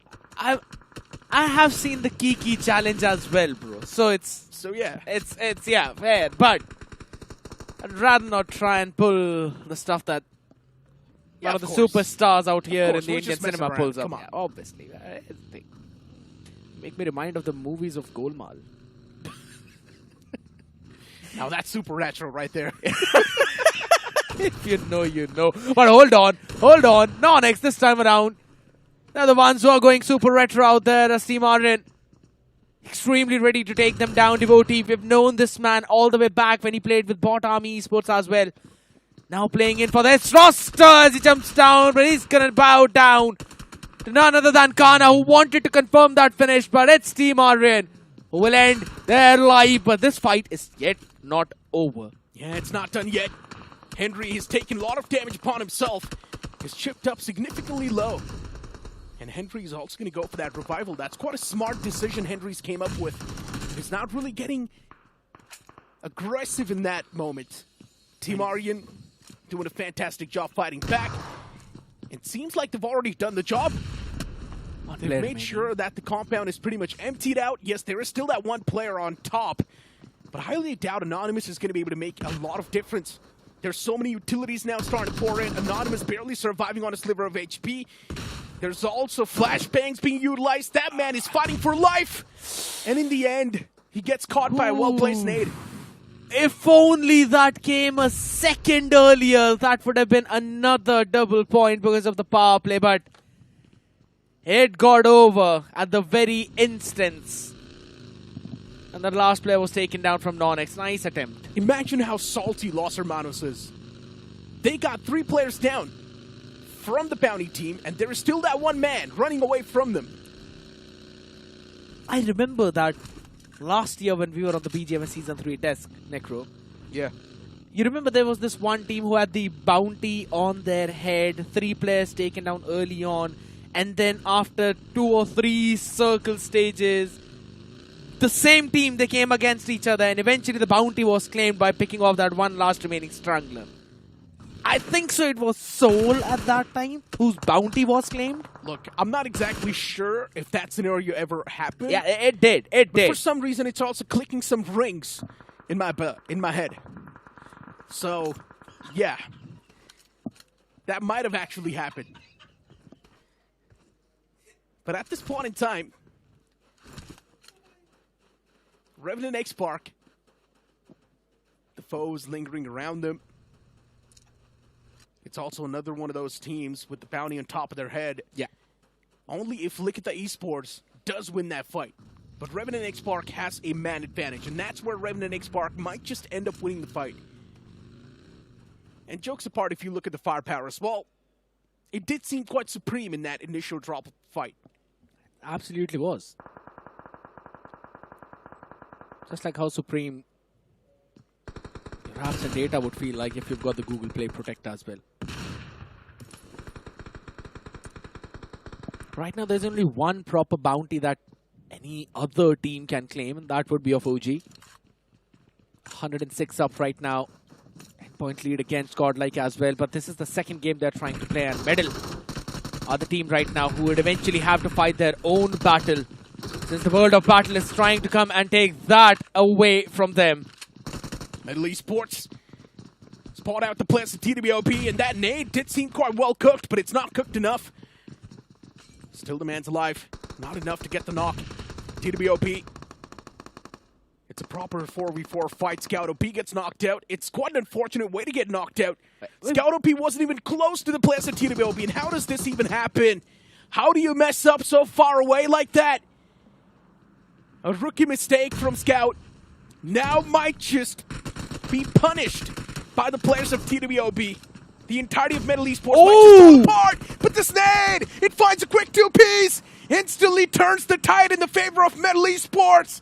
Aimbot, he does not know what exactly is going on underneath, so Medal Esports does not want to make the pounce yet, but Aimbot, he loses that crucial fight. TWB, they're doing a decent job fighting back once again. They find return knockouts. Venom, the only man surviving. TWB, the fight's taken down in 1v1. And Mac is going to try to patch himself up. It's a great decision. The moment Medal Esports has the man advantage, they instantly try to go for that pounce as well, but it's not going to be enough. As Medal Esports, they lose out another man. TWB getting surrounded by a few more other teams in the surrounding lines. Oh, third party's on the verge of happening. TWB needs to claim the final elimination point. They need to claim the final man. And Mac is trying his best. He's trying desperately to get that final man down as soon as possible. MyG Los Hermanos, they're not done yet. The aggression continues against NINZA, as this time their shell, it might just be broken, as Dragon, even he gets ripped apart. A big play coming in. MyG Los Hermanos, the perfect slam.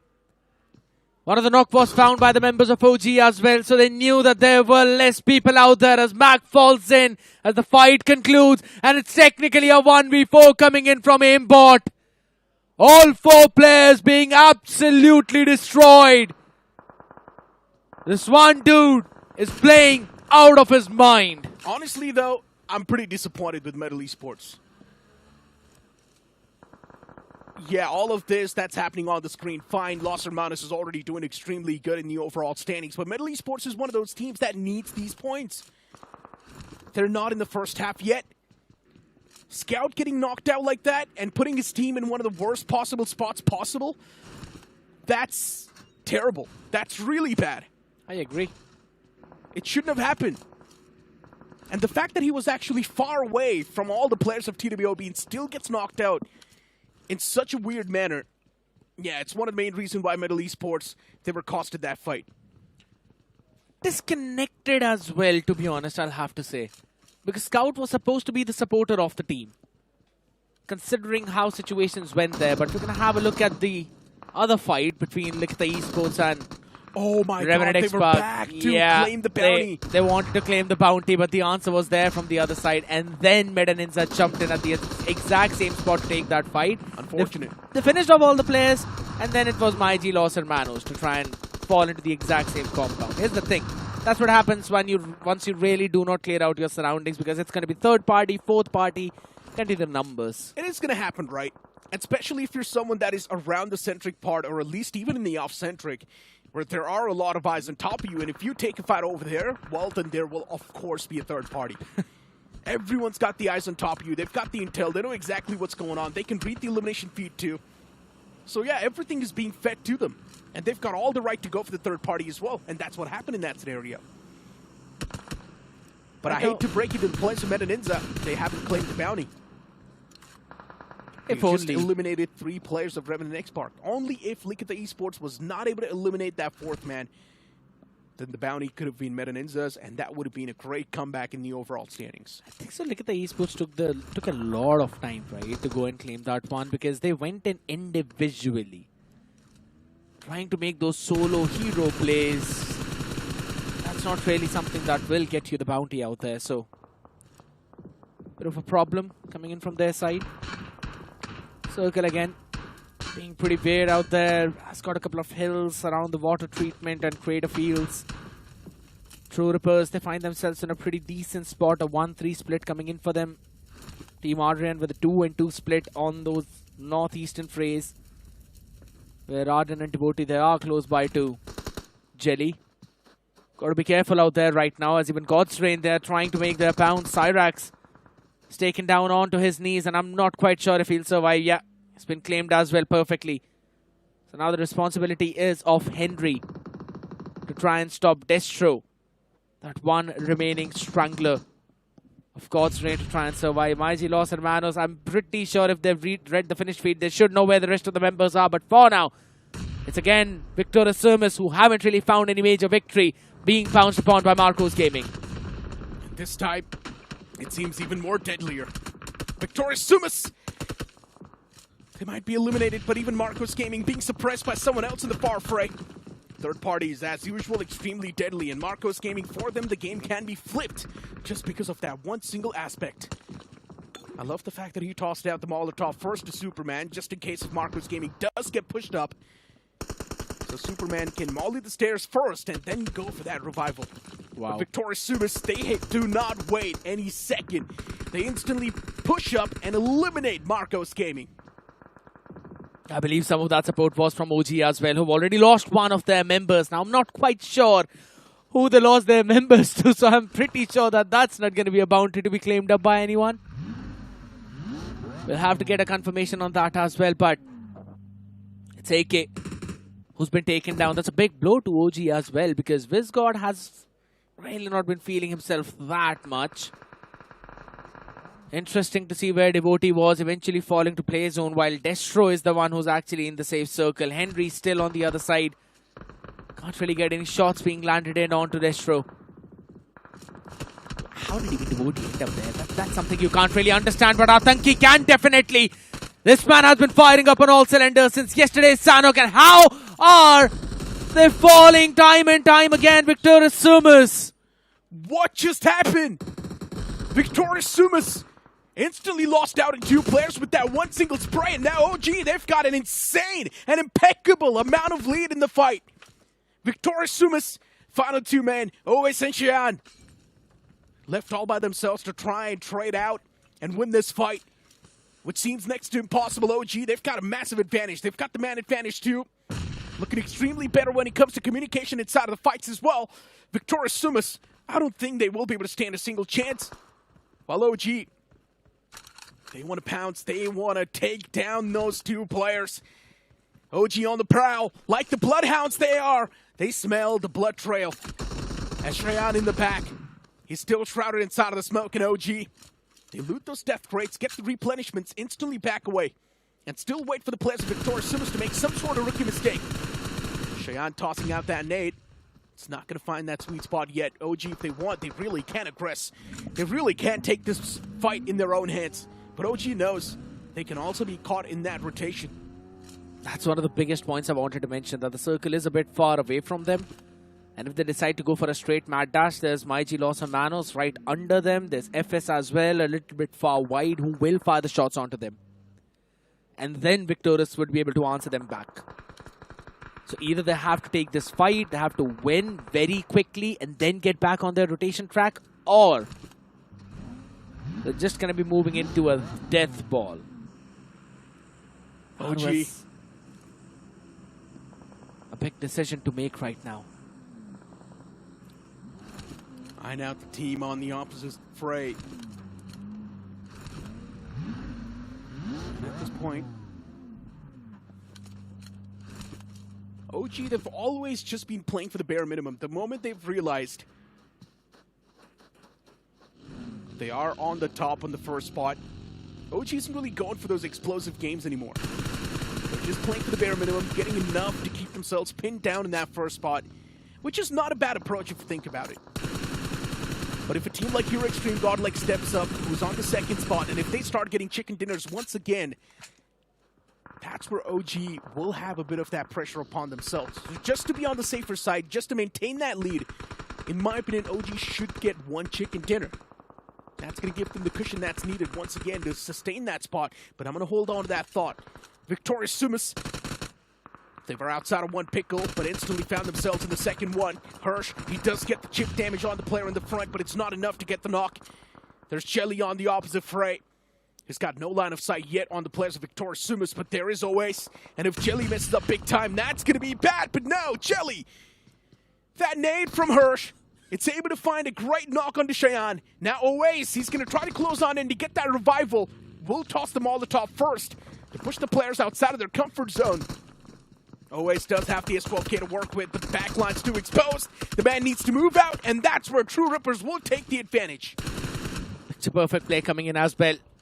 Finishing them off now, it's down to Wisgod and Atanki for OG as well, who will decide to take a pounce against Hydro. So True Rippers, right after one fight is over to them, they are now focusing on the second one. And it's about time to send in the reinforcements. Atanki has got a perfect time. He can try and take the man down in front of him, and that's Jelly down on his knees, down on the feed. Confirmation should flow as well, but the cover fire is being provided from the man in back. Hush standing up, standing strong. But Wisgod needs to make a big play. 5 points are not enough for OG right now. They indeed aren't. And OG at this moment being surrounded by the foes, it just gets even worse. True Rippers, they're not someone who you can take that lightly. While OG at the same time as well, they do not have enough men to actually try and sustain this fight, to try and come out on top. While True Rippers, they've got all the 4 players, and look at this third party from MyG Los Hermanos. Beautiful. Los Hermanos, they've already been feeling themselves throughout this entire game, but this time against True Rippers, that feeling will vanish. As True Rippers was able to rip down one of the players. Colin getting a bit of that taste of his own medicine. MyG Los Hermanos now trying to go for that reset, getting the revival on the fallen comrade. There's also FS Esports taking a fight against Reckoning Esports. That's happening on a completely different tangent. For now, OG, they really are desperate to find at least one man of True Rippers. That's going to put that pressure that's needed.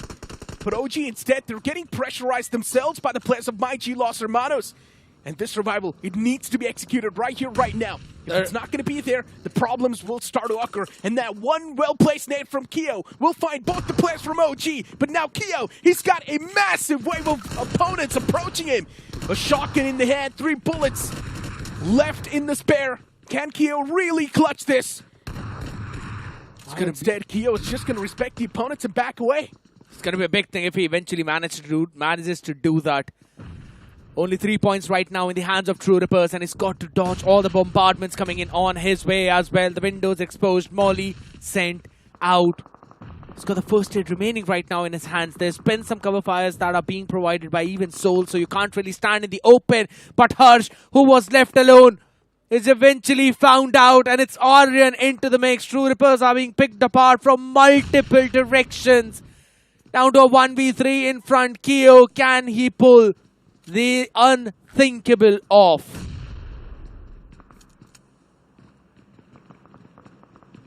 True Rippers feel the silence. The Because that's what the man needs to do to try and stay alive. Be absolutely silent. Just like in school, teachers used to say, I need pin drop silence. And that's what exactly iQOO's doing. Because if he even moves a single muscle, his position will be compromised. And Los Hermanos will make sure that the man will be destroyed. Los Hermanos, just look at them. They're not satisfied with the amount of points they've got. They want to get a few more. Taking shots in all the cylinder. Spotting out one of the men from the side of FS Esports. He's behind cover. The only reason why we can't really see that is because of the render distance.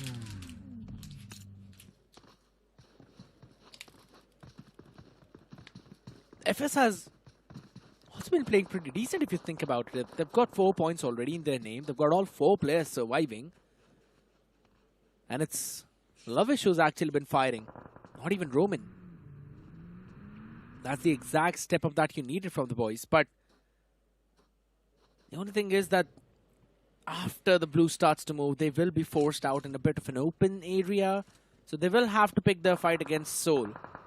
Because if they move on the other side, that is a bit on the right-hand side, where there are some hard covers below them, YG, Los Hermanos and Soul both will have a sight line onto them, along with Aryan, who are actually outside. So this blue is going to make all of them push up, and you've got to find your perfect timing. Being completely honest, this is Soul's game to lose.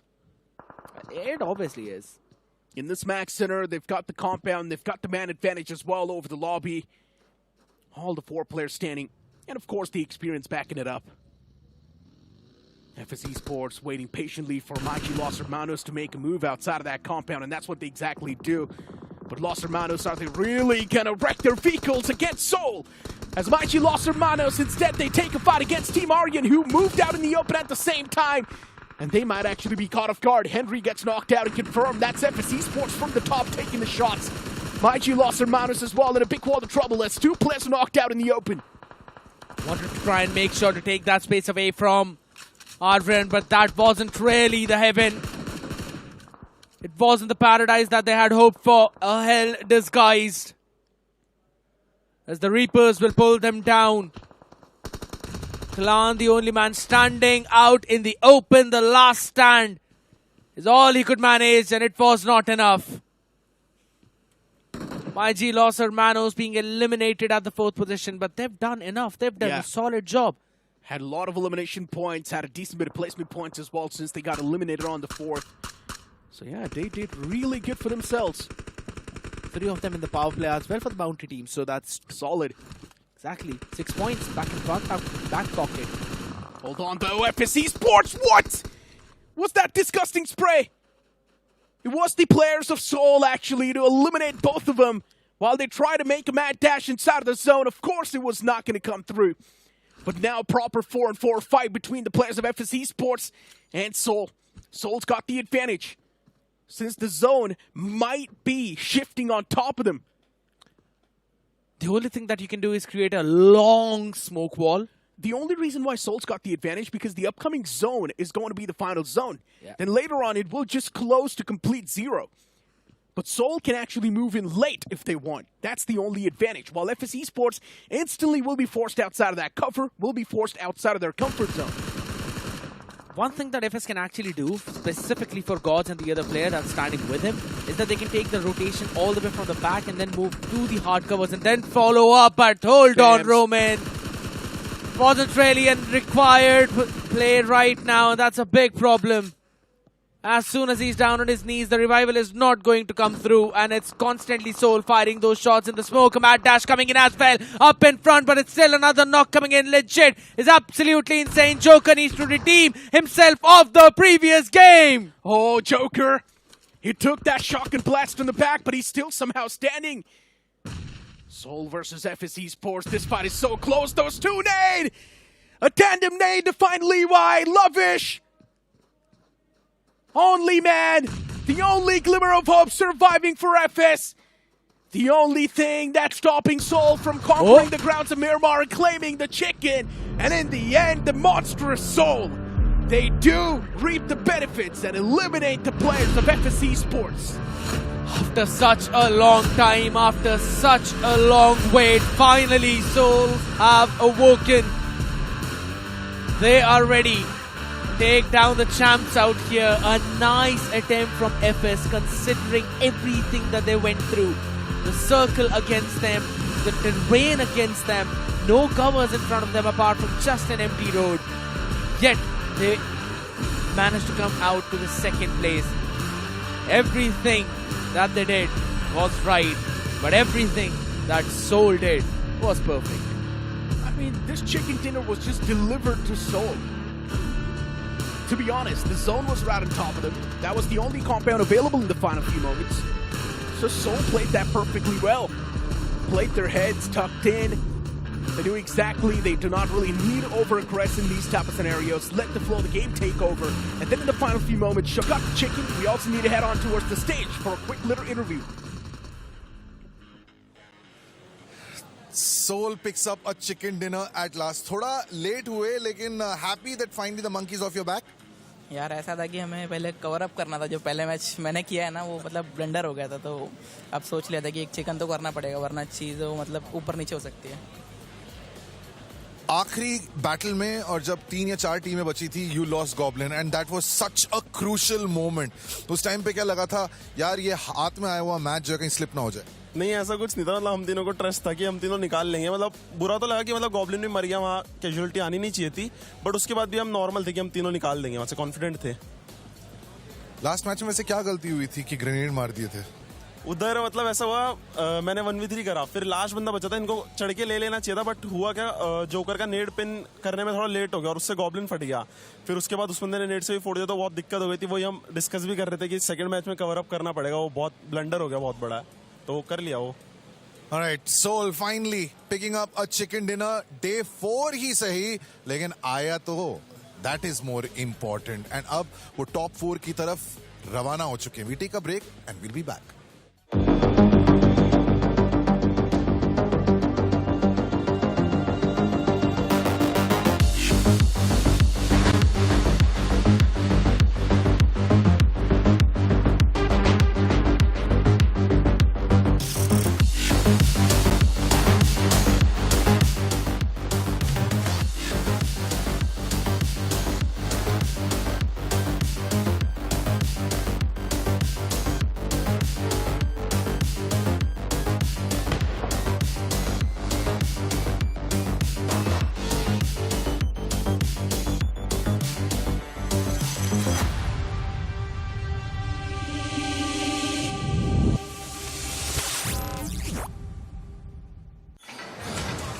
R is for RAM on roids. A 12GB ramped up, run on all engines, upgraded in a world resigned to 8 gig.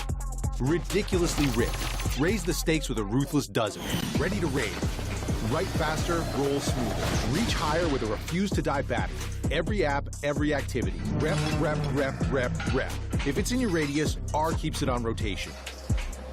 OnePlus 13R. R is ours. Bro, we're about to drop. Just a second. I need to finish this video.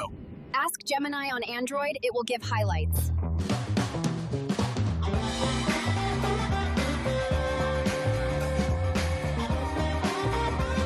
Press for key highlights.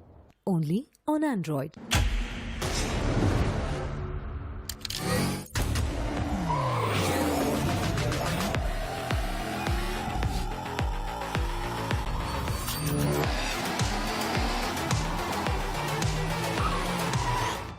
TVS Raider, the wicked ride.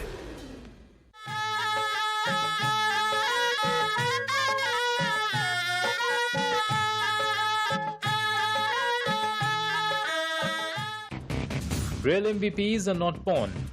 They practice every day. For OP moves on the field and in life. Duolingo English Test. Proud supporters of dreamers and doers.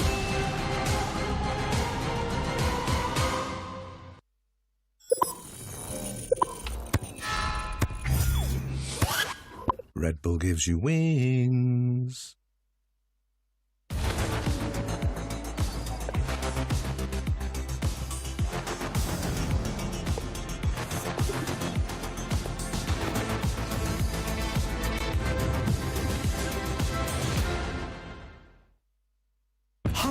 beginning हमेशा नहीं था star UC लेने से पहले सोचता था 100 बार डर था बड़ा स्कैम्स का डाउट थे हजार तो प्ले ओपी आया तो लगाई नया पर तो मैंने लिया यूसी सेव गेम किया रेस ले मेरे साथ यहाँ ड्रॉप से कम हार्ड प्ले तेरे साथ ओपी तू भी कर ले start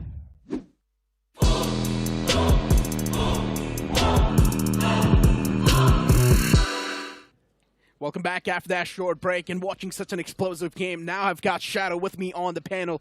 Shadow, that final fight between the players of FS Esports and Seoul was something that was definitely quite confusing. For a moment we thought Seoul might just be the one to win that fight, but then after that instance we thought maybe FS can actually snatch it away. But then in the end, Seoul had the man advantage, so they easily captured that fight.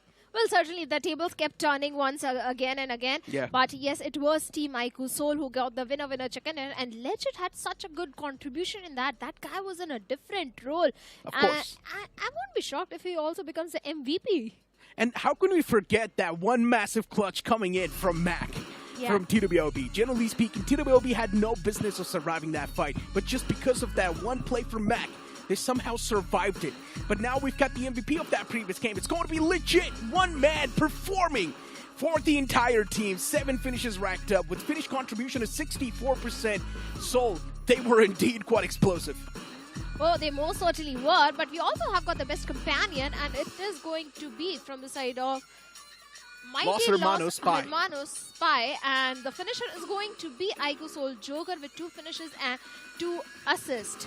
I mean, with the way Los Hermanos as well has been able to convert those fights, honestly, it's quite impressive because Los Hermanos is one of those teams that does not really have a lot of experience. Yeah. Yes, a few individuals do in that banner, but overall as a team, they're playing extremely well. They're playing like a well-knit unit. The way the communication's going within them, it feels like it's quite fluid. It certainly is definitely very fluent, and Mighty Lost Hermanos. Let's have a look at the highlights. OnePlus never settled moments as well. It all started with Likitha Esports also going aggressive at the very start of the game, and Metal Esports this time even they also tried to go aggressive. Aimbot especially, that grenade was so precise. And you know what, speaking of aggression, we also did see Mighty Los Hermanos wanting to claim the bounty on top of the players of God's Raid. Unfortunately, it was Destro, I think, who backed away from that fight and somehow ended up saving his life. That's why the bounty wasn't claimed by the players of Los Hermanos, but still, it was valiant effort. They managed to get 6 points to themselves, so it was quite a solid fight for them. Well, of course, you have to sometimes make the mature decision. If Destro had stayed in that situation, those bounty points would have gone to the opponents, and that was a mature decision. But look at the match ranking. iQOO Seoul on the top with 21 points. Crazy. Mighty Los Hermanos on the second with 17 points. FS on the third with a total of 14 points. A good game. And Team Iron also stepping up. But what has suddenly happened to the players of Orangutan, sitting on the fifth with 7 points? That's the conversation I was having with Scaredy as well, and that's what I mentioned. This is what OG likes to do. The moment they've got a massive lead on the day 1, day 2s, they don't really try to play for massive games anymore. They instead just try to get bare minimum, try to sustain that first position, and that's what OG's doing. They're getting 5 to 6 points per game. That's going to help them pretty much sustain that first spot in the overall standings. Getting 8 or 9 points is pretty much like the additional bonus for OG now. But looking at the latter half of the board, still a few concerning names. Marcos Gaming, you can't let loose off them since they started the day off with a chicken dinner, so it's completely fine getting 0 points in this one. It's okay. They can still try and recover. But Mighty Los Hermanos, this is a massive leap from the boys. In the top 7 with 77 points, you've also got God's Reign with 77 points right there. Seoul making a leap in the top 5. And if Seoul plays another massive game, they can actually breach in the top 4, and there will be a bounty on top of their heads. But for FS Esports, luckily enough, they have now managed to climb inside of the top 4, but here's the bad news. Now they've got the bounty on top of their head. Well, certainly they do have the bounty, but iQOO Seoul at the start of the day, they were sitting on the 9th spot. That's a massive leap in the overall ranking, which they have taken. But talking about the players of Team 8-Bit, now they are all the way down to 12th spot with 59 points. Team Aryan, a certain jump from their side, but Phoenix Esports, Mad Kings is such a big name, such experienced lineup, sitting right at the bottom with 38 points.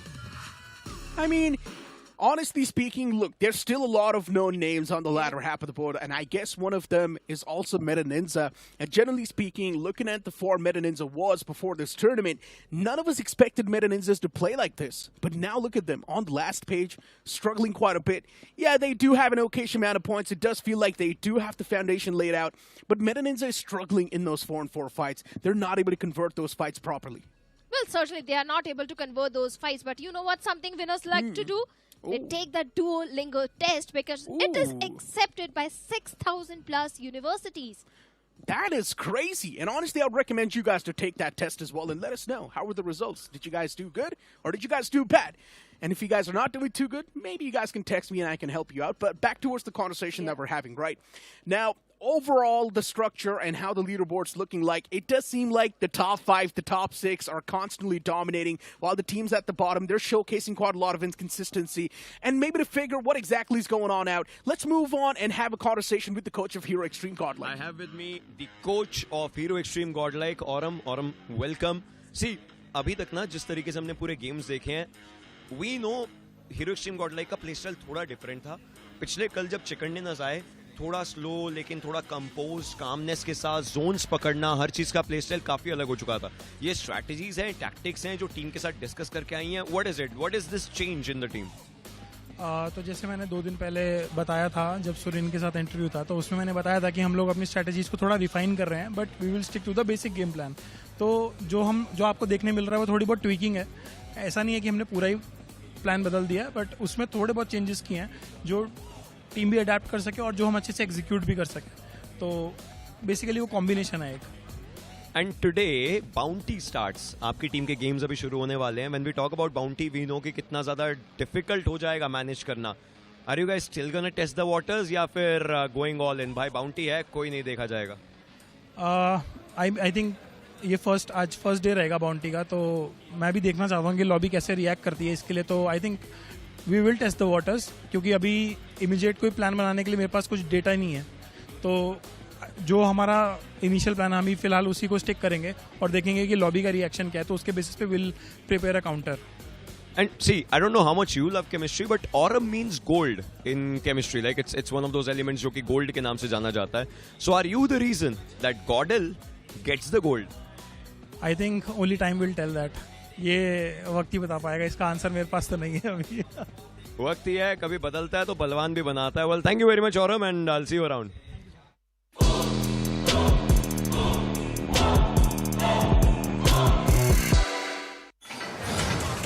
R is for RAM on roids, a 12 gigabyte ramped up, run on all engines upgraded in a world resigned to 8 gig. Ridiculously ripped. Raise the stakes with a ruthless dozen. Ready to raid. Write faster, roll smoother. Reach higher with a refuse-to-die battery. Every app, every activity. Rep, rep, rep, rep, rep. If it's in your radius, R keeps it on rotation. OnePlus 13R. R is ours. How did we go from bathtub to battleground? Gemini on Android, bro. Anything can happen.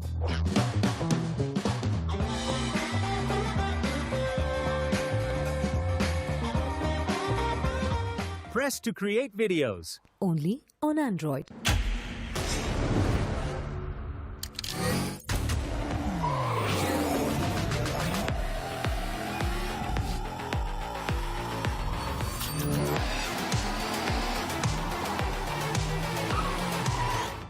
TVS Raider, the wicked ride.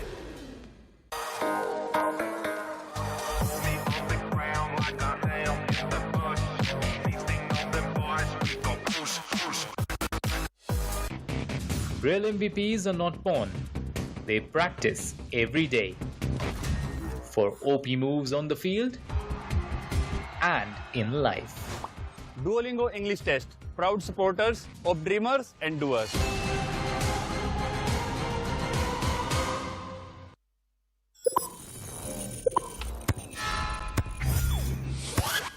Red Bull gives you wings.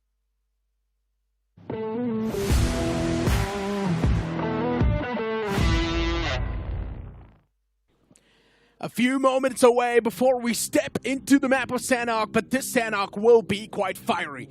As Bounty is now active, you've also got Hero Extreme Godlike, 4TR, Phoenix Esports, Mad Kings, 8-Bit, Global Esports making their way in the lobby now. The groups have shuffled, and this is where the real action starts. Like you said, Hero Extreme Godlike and the entire Group C will also be joining on the map of Sanhok.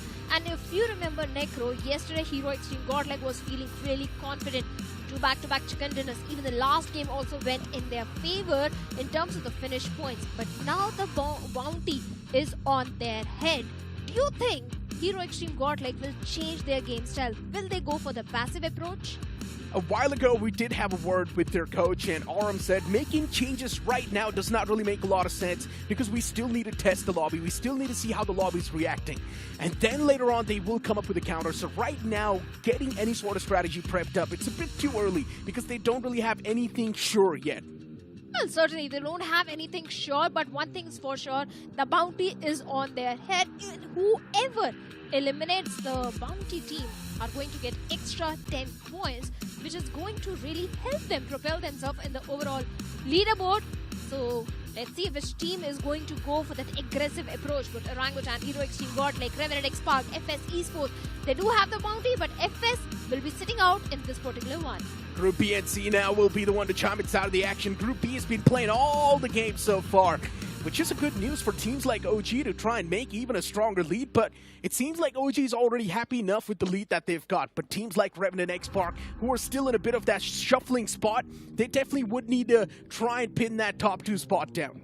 Well, so certainly they can definitely try to do that. Even the players of iQOO can also try to do the same thing, propel themselves in the top 2, because they are already in the top 5. Even God's Reign, they're also feeling the momentum. Yesterday they also got a chicken dinner, and Destro is also feeling really confident. So there is a very high chance that even the players of OnePlus God's Reign can try getting that one big winner chicken dinner. God's Reign, after getting absolutely demolished by my G-Loss Hermanos off the rip in that drop clash, I'm pretty sure God's Reign now, they've learned a lesson. Being in the top 4 comes with a massive risk. And God's Reign, maybe right now, at least as of now, they're not prepared that well. And that's where God's Reign is not currently in the top 4. They're sitting outside of the top 4, maybe around in the 7th or the 6th spot, somewhere around that. But looking at another solid team, which is K9 Esports, honestly speaking, this BGMS Season 4 hasn't been that great for them.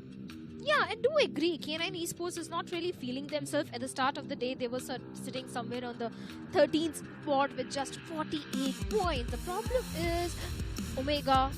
We tend to see that he gets finished off at the very start of the game, at the very early stage. And keeping numbers alive is a major problem for the players of K9. But still, I think they're doing decent. Not too good, not too shabby. Let's see and let's hope that today's day is going to be something that will grace K9 Esports with a good and positive aura. But Genesis Esports is also back inside of this lobby, Shadow, and Genesis Esports recently, man, they have been in hot fire. Yeah. The way they've been taking those fights, Genesis Esports, it seems like they've just put on that aggressive character, and they're actually doing a fantastic job in executing that playstyle. Agreed, 100%, totally agree to that, because yesterday also it was twice they came so close to getting a chicken dinner. First time it was Hero Extreme Godlike who came on the top, and Genesis, they came on the 2nd spot. In the next game also the same thing happened. So yes, Genesis is one of those teams which never shy away from the fights, and in fact they have got decent amount of points in their hands, so maybe they can take advantage of the bounty system right now. What's going on here? Admino, he seems a bit tensed. I hope everything's all good and fine with the man and the entirety of Hero Extreme Godlike, because this is not a great look before the match starts. It's just 10 seconds and the game will be booting up on the screen. Without wasting any more time, Sanhok, it knocks the door as the plane's going to be in the skies once again, starting all the way from Hotden towards the opposite side, which will be Kampong. This plane fly path, well, once again, it does not really matter. It's the map of Sanhok. You can easily glide wherever the hell you want. Well, certainly the drop location, gliding till the drop location is not a problem for either of the team in the map of Sanhok, but those drop clashes are a problem. The bounty system is a problem for the top 4 teams because they need to be very cautious. So many teams will be eyeing for an early fight. Eliminating a bounty team in the power play itself is going to give you some extra points. So at least in the very first stage 1, Bounty teams, be very careful. Yeah, especially Godlike, they need to be extra careful. Power play is active, Bounty's active at the same time, a chance to latch on to 18 points. And TWOB and Phoenix Esports, man, this drop clash, it just never gets old. It's constantly happening at Phoenix Esports. Well, they're not doing too hot in the overall standings, but Phoenix Esports just does not care. They constantly are going for this drop clash. And they just do not really care about the results. But on the opposite side, we've got Revenant X-Park facing off against another team. And this time it will be the players of Mad Kings. And keep this thing in mind, Revenant X-Park, they've got a bounty on top of their heads. It's fierce. He's got the explosive bow with him. Constantly taking those arrows and shooting them around the opponent's surface. As of now, Revenant X-Park in a big world of trouble. And if Revenant X-Park ends up giving this bounty away to the opponents, then Mad Kings will have a massive way to kick things off. There's also Hero Extreme, Godlike wanting to third party this entire fight.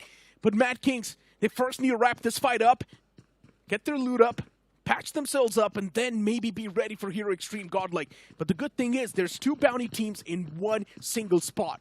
And that too in the boot camp. Yesterday also we did witness the players of Hero Extreme Godlike having a drop clash with the players of Mad Kings. And we know how that ended for the players of Mad Kings. Revenant X-Park, Fierce and Sensei. Only two players remaining, need to be very cautious. This is not how they anticipated this Sanhok to start. They need a push. Mad Kings, they're getting overeager. Fierce, he's got his hands on the S12K. He's just waiting for someone from the side of Mad Kings to make a mad dash and make a mistake. But Mad Kings, they're taking quite a slow and cautious approach. A well-placed nade from Fierce can actually change the entire course of the action. But Fierce, he runs out of bullets. He does not have enough bullets on the S12K, and that's why the man gets eliminated. Mad Kings, they claim the bounty. That's 18 points to start the day off. Wait, no. No. They only have 3 finished points. Yeah. 1 point was towards the side of Hero Extreme Godlike. And now Godlike is charging towards the side of Mad Kings as Jonathan deals with Shadow, gets instant confirmation. Clutch God is there to get the trade onto Jonathan. Casualties are coming both sides. Hero Extreme Godlike, they need to be very cautious. Mad Kings, this time they can get those bounty points by eliminating the players of Hero Extreme Godlike and also get their revenge. It's a proper 3-on-2 as well. Mad Kings got the man advantage. Hero Extreme Godlike, they messed up big time inside of this fight. Punk and Simp, final 2 men standing for Hero Extreme Godlike. This is such an awkward battle. And honestly speaking, they missed out on the chance to get the bounty claimed against Revenant X-Park. And how unfortunate you need to be. Revenant X-Park was just down to a 2-man squad. Mad Kings out of all the 4 players. But Hero Extreme Godlike third-partied and eliminated one of the players from Revenant X-Park. And now Hero Extreme Godlike is on the verge of being eliminated themselves. Mad Kings, they can actually do this. They can claim this bounty. But Hero Extreme Godlike, they're setting up a crossfire, waiting for at least one of the players from Mad Kings to make a mad dash and make a massive mistake! And they claim the bounty! 18 points claimed from Hero Extreme Godlike, and 3 additional points by eliminating the players of Revenant X-Park. That's 6 points on top. In power play, Necro, that's more than 18 points which they have got. That's what I said, 6 points on top. Insane. I think that's around 24. Oh, boy. Well, it seems like they do not even need to play the game anymore. Mad Kings, they were doing really bad before this game, but that catapult directly towards the first half of the board is now going to make them feel even better and confident. Hero Extreme Godlike. What a bad way to get picked off, but Phoenix Esports and their fight, it continues, but this time against the players of God's Reign. In God's Reign, they've realized maybe now it's time to take the advantage off the players of Phoenix Esports and also the power play. Phoenix has been struggling with their firefights, and God's Reign know exactly that. If I'm not wrong, Necro, I think Phoenix Esports, they've already eliminated the players of TWOB, and that too in the power play. That's 8 points. Yeah, a good start. We were already questioning that where exactly are the players of Phoenix Esports, why they are so much underperforming. But a good head start on the map of Sanhok itself. Yeah, but they've only got 3 players, and they're also getting third-partied by God's Reign, and there's also another team in the nearby fray, so yeah, it cannot get any worse. It's Seoul. What if they eliminate the players of God's Reign as well?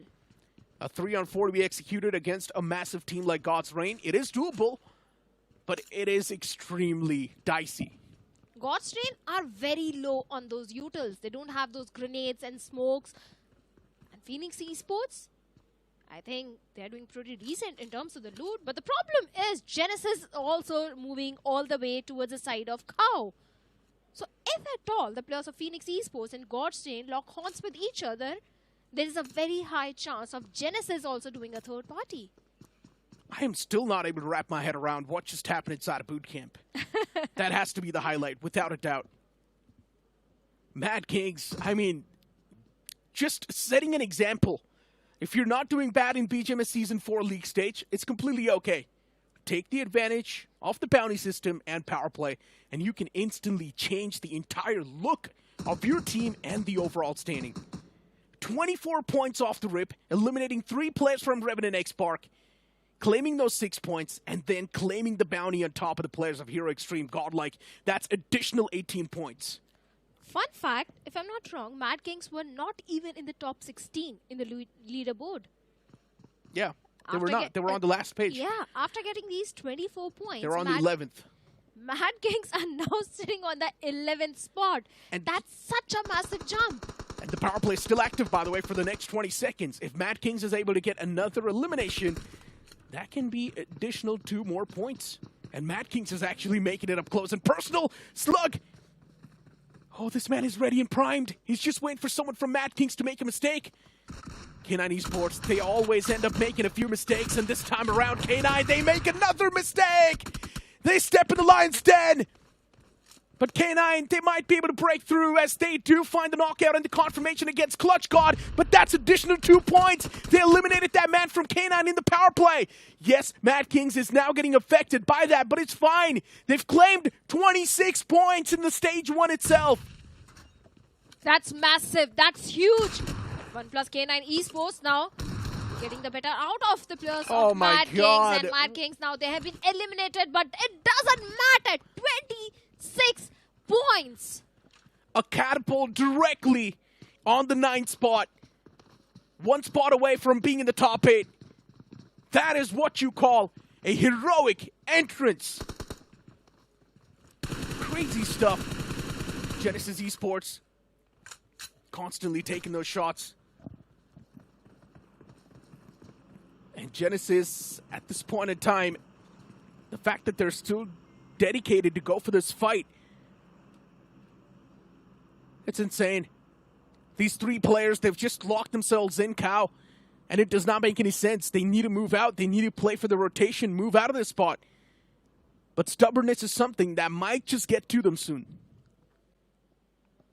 It's not going to be easy to back away from the situation. Phoenix Esports is just left with 1 last player, Gotten, who has shown some few individual heroics in the past, but right now even the blue is also giving him a lot of chip damage, and the entire team of Genesis is also there. But the main problem is going to be for the players of God's Reign, because they don't have the numbers, and Genesis is one of those teams in the lobby which is not shying away from the fights. They are feeling the momentum. In fact, they're going for those finish points in every single game. So God's Reign, they have to back away from the situation now. And luckily enough for God's Reign, they've actually squeezed in the top 4 now. Yeah. Is it a lucky thing or a unlucky thing? Because, yes, you're in the top 4, but now everyone's going to be hungry to eliminate you from the game. You need to be in the top 4 after this game ends. They probably will be. I highly doubt anyone's closer, because Revenant X Park could have actually snatched that away, but since Revenant X Park is already eliminated, they won't be able to do so. And Marcos Gaming is way too far back on the board. Still possible. In the previous one, Marcos Gaming, they did get a chicken dinner. Let's see. You never know. And in fact, in the circle also, they are in a pretty decent spot. I think it's around, like, what, 10 points separating them? Yep. So if Marcos Gaming is able to nail 10 points, but still, you cannot really ignore the fact that God's Reign as well is still live and cooking inside of the game, so that's another factor that adds on. Phoenix Esports, yeah, this game is pretty much done and dusted. They can't do a lot. And the fact that Phoenix Esports was able to take away 6 eliminations from this game. That's also quite great. Phoenix getting 8 points out of the power play where they eliminated a team that drop clashed on top of them.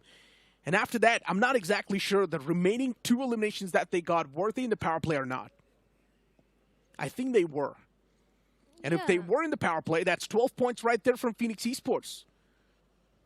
I think at least one for sure they got in the power play onto the players of God's Reign. We'll find out.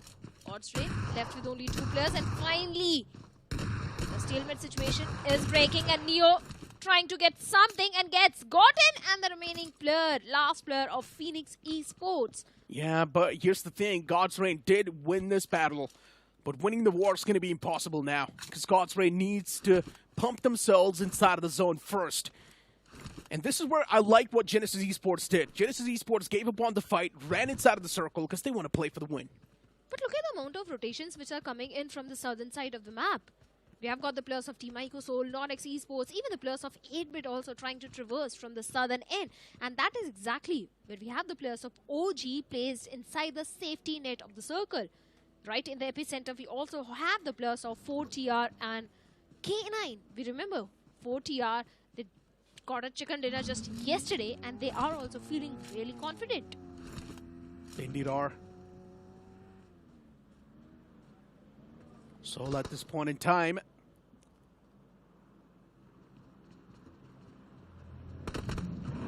with the way K9 Esports is now wanting to take the fight, 4TR might just be in a big world of trouble. And K9 Esports, they straight up just ran their vehicles against 4TR's compound. 2 players down. INF God and Pain is in a big world of trouble. And this time around, it does not seem like 4TR will be able to defend themselves as K9 Esports. They just straight up bash against him. I thought things are going to change for the players of 4TR after that chicken dinner, but seems like their misery is still continuing on this day. Morty makes the mistake of coming out in the open. This is Sanhok, my man. You can't afford these sort of mistakes. OG completely eliminates the last player, and the hope of Morty to do something against the players of K9. But now K9, they have to reset as soon as possible because OG, they are hungry for the finishes. Indeed are. OG tapping away. Wizgod, he's also taking a bit of those shots upon himself. And OG now repositioning themselves to a better future. And once again, OG's doing exactly that, as I said. They know they've got the top. Yeah. They know they're extremely comfortable on the first spot in the overall standings. They've got a decent bit of lead. Currently 15 points of lead. And OG does not really need to go for a massive game. They do not really need that extra target on their back. They just need to get enough points to sustain that lead. And that's what OG's been doing. Gets 5 to 6 points or maybe 7 points per game. That's enough to pin that spot down, especially that Hero Extreme Godlike has been eliminated. That could have been a threat that could have overtook OG's spot, but now that Hero Extreme Godlike is not there, that's another pressure taken away. There's still one more game remaining for the players of Hero Extreme Godlike, and the fact that all the teams who are below the players of Orangutan are doing great. iQOO, they just got a chicken dinner just now in the previous one, and now charging into the compounds of K9 Esports. There's only 2 players remaining, where Beast also gets knocked out. And Joker hunting for the last player. An easy confirmation, an easy shot. And iQOO 6 points. And as I was mentioning, iQOO is doing pretty decent. They can steal away the player spot of OG. But look at that, one more team going in towards the side of iQOO, and they are the players of Global Esports. Massive blunder. Global Esports choking this one up. Almost losing out on 2 players. They've lost out on Mania, but Veron as well could have been lost. But luckily enough, Veron gets retrieved. He gets saved. Spraygod there in the compound. Now it's a 3v3 fight between Soul and Global Esports. Spraygod spots him. That was quite a pixel angle. Shots do connect, but it's not enough to do any sort of critical damage yet. This is one of those stages where teams do try to burn through each other's med. And Spraygod's got a decent bit of ammunition upon himself. He's got a decent bit of utilities as well. He's got a lot of meds. so he can keep on taking damage for days. Well, he certainly can. But look at the position of the players of Orangutan, having that entire southern control to themselves. But on the other side, Marcos Gaming, they're also trying to traverse inside the circle. And seems like NoNx could have been the team to gatekeep them. But they have already dealt with Anonymous of NoNx Esports. Even Kana bows down in front of Marcos Gaming. Now NoNx left with only 2 players remaining. Not looking good. And Kalyog in such a close proximity to Hunters. A DPS right on the face of Hunters. Surviving on a sliver of HP. Just one more bullet and he goes down. Instant confirmation also coming in. Genesis Esports. That was quite a rash move. Especially Hunter straight up just pushing up, trying to punish that final man of NoNx. Yeah, in the end, he does get eliminated, but by someone else. It was Marcos Gaming who is able to claim that piece of the pie. 4 finish points acquired. Marcos Gaming this time playing from the edge. But if Marcos wants to play for the chicken dinner, playing from the edge is not going to be enough, especially on the map of Sanhok. You need a solid compound hold, and that's what the players of Seoul and Global Esports have. It seems like they're also trying to lock horns with each other. In the meanwhile, the remaining 2 players of God's Train are also trying to traverse inside the circle from the northern end, and they are the only one towards the northern side of the circle. In fact, they can actually go in and have the control of these compounds near the barn. And 8-Bit's been playing this so passive that I even forgot they're a part of this lobby.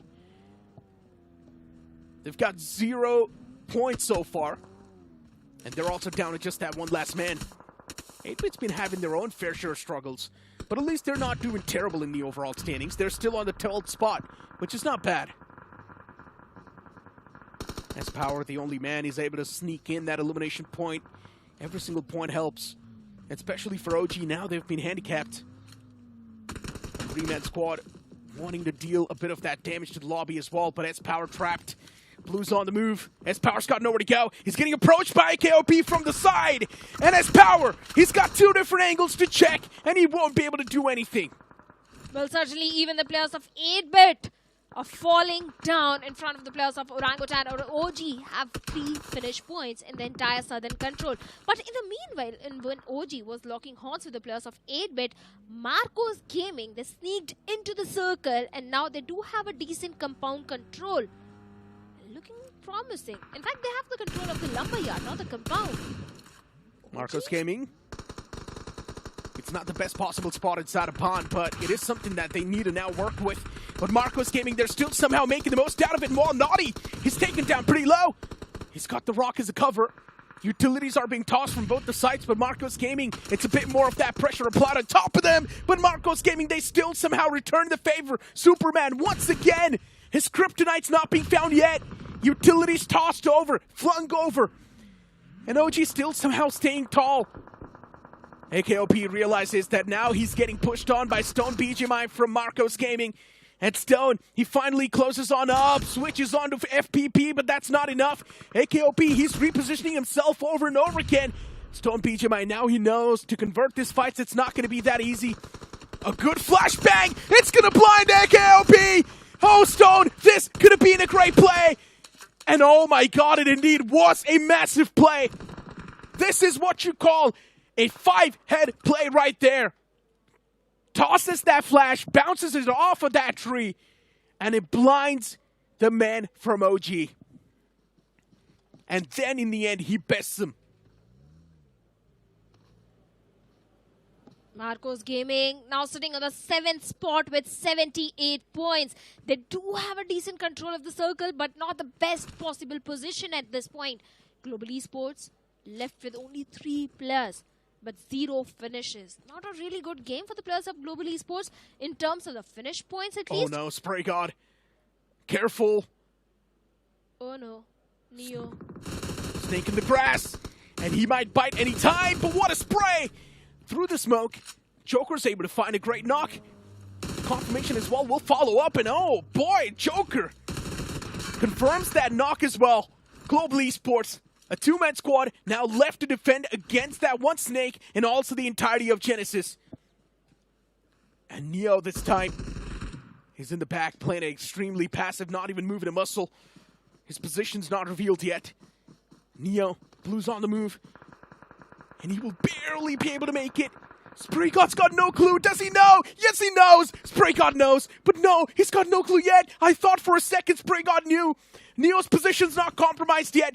Trigger discipline to its maximum potential. Neo, this man is known as the Clutch Maestro in the past, but now he might just be able to be back in his own real characteristic. He's holding on for too long. Neo, that was the right moment to strike, but now might just be a bit too late. Both the players from Global Esports, they ran away. God's Reign, come on, Neo, this is the moment. His position's revealed. Global Esports, they can hear the footsteps. This is what happens when you put the trigger discipline in for too long. That was indeed a facepalm moment for everyone watching. That was such a golden opportunity in front of Neo to have few extra finish points. There's no way Neo just did that. Oh man, Neo should have realized the Blue's going to be on the move. He should have taken those shots. He could have actually won that fight and eliminated the entirety of GE. But now look at what's happening. Seoul, they've got the advantage and they know it's their ground to be conquered. Slowly and steadily moving up, conquering that high ground first, and now they need to take a fight against Genesis Esports. That's the only team contesting this high ground against Seoul. And after they're done with the players of Genesis Esports, Seoul can retarget and focus on the players of Marcos Gaming. And that's what exactly happens. They're done with Genesis, now it's time to take a fight against Marcos. Marcos Gaming, they don't have the position advantage, height advantage, and not even the numbers advantage. Everything is going in the favor of iQOO. It's only one last player remaining from Marcos Gaming, but not for very long. iQOO gets one more winner chicken dinner of the day. What a way to end the game of Sanhok. A back-to-back chicken dinner. And now the question remains, can Seoul be the one to claim the highlight and go for that hat-trick? Yesterday, Godlike missed out, but Seoul has got the second chance now. And if they claim another chicken, it will be a highlight and also a record being set in the league stage so far. Could be possible. The way the entire roster, the entire team of iQOO is playing currently on the map of Miramar, on the map of Sanhok, the rotations are so precise. Previously, it was Legit who was outperforming everyone, and this time it was Joker on the map of Sanhok. No matter what you say, it's going to be less for this domination that we're seeing from the side of Seoul. And one thing is for sure, the positions they're able to acquire in those maps were insane. Both the times Seoul did not work too hard, but it was the big brains that saved the day and got them the chicken dinner. Yes, in the final few moments, Seoul did push outside of their comfort zone, did take those fights, but throughout the entire game, Seoul was in that zone. They were in there. The circle was constantly shifting on top of them, and Seoul was just reaping the benefits and taking those elimination points like the Grim Reapers. But let's move on to stage 4 now for a quick little interview with the voice of Seoul once again. रुक जाओ यार, रुक जाओ. पिछले match में गालियां पड़वा दी थी कि मैं इससे बात नहीं की, उससे बात नहीं की. मैंने बोला कि मौका आएगा. लिसन, इससे ज्यादा ड्रामा नहीं हो सकता ना. हमने रिमेंबर दैट इंटरव्यू जब जॉनी, मैं, तुम बात कर रहे थे, हमने राइवलरी की बात की जो पहले सीजन से चलती आ रही है. They did it yesterday, you do it today. Rivalry वगैरह छोड़ो, मुझे तो लग रहा है तुम लोगों के तार जुड़े हुए हैं यार. भाई पता नहीं, आई डोंट नो. मतलब जेन्युइनली कल उन लोग ने 2 चिकन मारे, आज हम लोग ने बैक टू बैक 2 चिकन मारे. क्या पता कनेक्शन है भाई दोनों में, एकदम खतरनाक वाला. तो गोकुल धाम में धूमधाम शुरू नहीं अभी, तो मतलब ठीक है, अभी फाइनल्स में मारेंगे तब पक्का करेंगे. ब्रदर, वैसे तो आप शांति रहते हो, लेकिन अब यहाँ से वे नेक्स्ट, क्योंकि आप लोग अब ऑब्वियसली नॉर्थवर्ड जाना स्टार्ट कर चुके हो. पॉइंट्स टेबल पे लीडरशिप रोल दिख रहा है, यहाँ पे बाउंटी लग गई है आप पे, तो अब सब आपके पीछे वैसे ही पड़ने वाले हैं. So what's the plan? So like अभी ऐसा है कि अभी 2 मैच में हम अच्छा खेले, चिकन आया, तो अभी सबका कॉन्फिडेंस एकदम हाई है. तो हम ट्राई करेंगे कि यहाँ से थोड़ा और अग्रेसिव खेलें. और अग्रेसिव? हाँ, क्योंकि अभी कॉन्फिडेंस सबका हाई है एकदम. Super. Any last word for the final game of the day? Eye gel ने जैसा बोला, एग्रेसिव ही खेलेंगे यार. मतलब अभी अच्छी फाइट निकल रही है तो उसको यूटिलाइज करते हैं. बाकी तो प्लेसमेंट वगैरह बाद में भी आ जाएगी, इतना कोई इशू नहीं है इसका. Unbelievable boss. अब होने वाला है मेल्ट डाउन कम्युनिटी पे. सोल ने आज किया, गॉड लाइक ने कल. Alright, let's go take a break.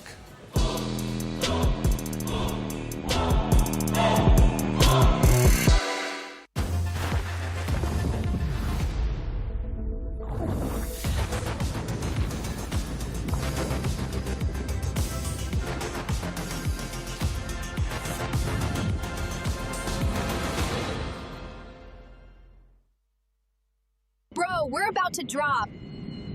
Just a second. I need to finish this video. Ask Gemini on Android, it will give highlights.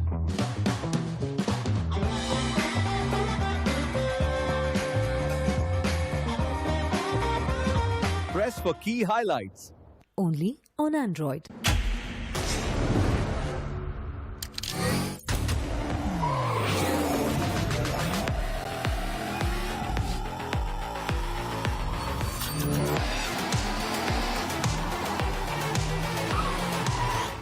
TVS Raider, the wicked ride.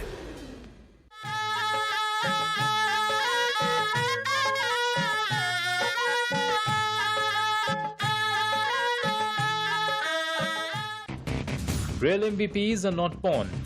They practice every day. For OP moves on the field and in life. Duolingo English Test. Proud supporters of dreamers and doers.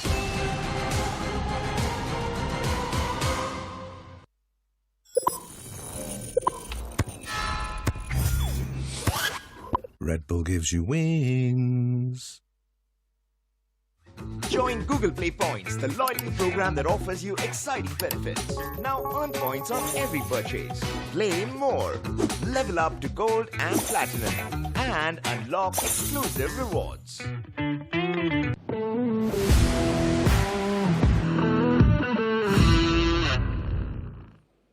Well, if Seoul does a back-to-back on one day, Godlike also did a back-to-back on another day, I believe BGMS is absolutely for the fans out there who are super happy since OG still remains on top. But man, what a game that was. Well, most certainly it was a fantastic game in terms of the points which were accumulated. But I have a question for you. Do you think iQOO Seoul, who got the chicken dinner, have got more points than Mad Kings? Absolutely not. I don't think so that. And until and unless they've got something like 14-15 eliminations and then a chicken dinner, and that to combining some of the eliminations early on in the power play, only then can I anticipate them having that, because Mad Kings were absolutely blasting on all cylinders. 7 elements, all in the power play, 14 points already, 10 points for the bounty as well. That's a quick math anyone can do out there apart from the big boys went out. But that's the main thing, right? We've been talking about that. Let's have a look at the MVP. It's going to be Joker out there for Seoul. 6 finishes for the team. Well, previously it was Legit, and this time it is Joker, the guy stepping up majorly from the side of iQOO Seoul. 6 finishes and 46% finish contribution. This guy had so much contribution in this particular game, but let's have a look at the stars of the match. And best companion is going to be Beast from the side of K9. And of course, Joker has to be the finisher with 6 finishes and 2 assists. This man always is the finisher for the team. Either he destroys his own team or he makes sure that they win the entire game. There's no in-between coming in for the man. But yes, fantastic performance coming in for all of them. Here's the big thing now, right? Seoul already propelling themselves all the way up top as well. One last game remaining to Orangutan's cushion that they eventually created after day 2. That is now being destroyed by their constant backfalls, right? If you could really talk about it, 7-8 points. It's not really enough considering you got all the bounties and everything up into the mixture as well. You know what? We've been talking about that. Let's have a look at the entire game itself with the OnePlus never settle moments, because it started off with a bang. Well, 3 teams in boot camp, Mad Kings, Hero Extreme Godlike, Revenant X-Pac. Out of 3, 2 teams had bounty. And if Mad Kings had eliminated, the 4th player of RNTX as well. 20 points for bounties only. Imagine the jump they would have taken in the overall leaderboard. 34-point banger is something of a mystery as of now, but I'm pretty sure there would be one or the other team out there on some or the other end who would eventually pull all of that off as well. But pretty solid chicken dinner game coming in from Seoul, eventually propelling them back up. But yeah, Mad Kings out there, 26 points in total, because they managed to get some extra finish points as well later on. Seoul combine it, alright, 26 for them too, 16 finished points. They did a pretty solid job, to be honest. I believe the question that you asked, it's eventually one and the same. 0 position points for Mad Kings.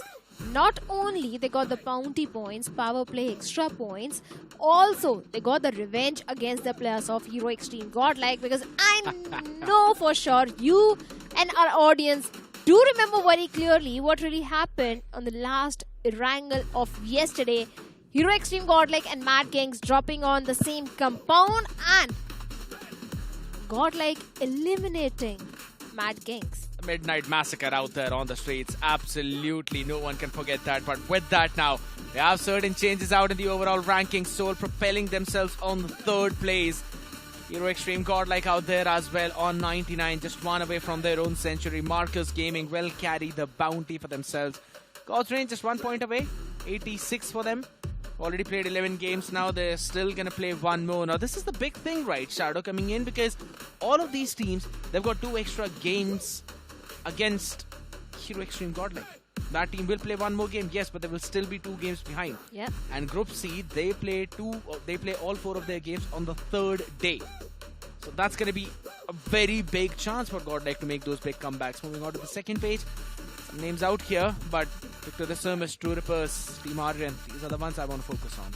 Well, Team Aryan sitting on the 15th spot with a total of 56 points. But Phoenix Esports, they started off by getting few good finish points in the power play, but still on the 24th spot. They need a chicken dinner, at least a performance just like Mad Kings, if they really want to propel themselves in the overall ranking. But I've got a major question which I'll ask you in the game.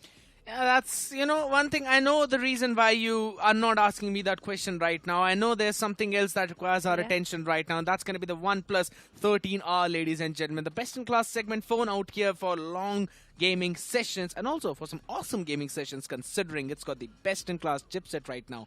And I know the reason why you gave me that throw was because you wanted to brag about the fact that you also have that phone. I know you want to say it out loud, but I'm not going to give you that chance right now, ladies and gentlemen, because for the last match of Erangel, we need a little bit breather. We need to give that breather to the players as well. Make sure you grab your popcorns. On the other side of the break, Erangel.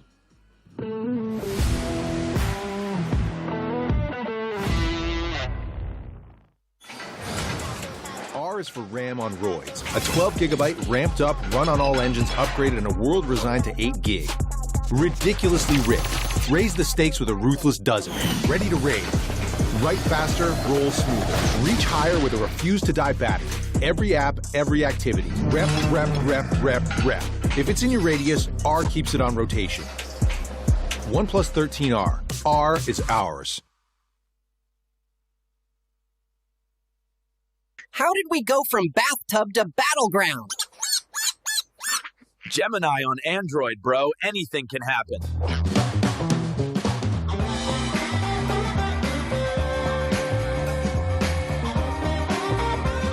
Press to create videos. Only on Android.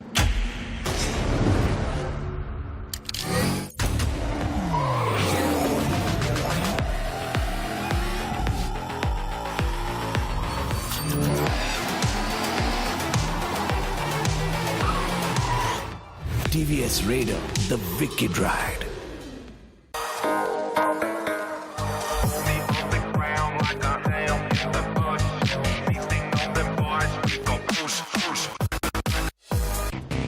Real MVPs are not born. They practice every day. For OP moves on the field and in life. Duolingo English Test. Proud supporters of dreamers and doers.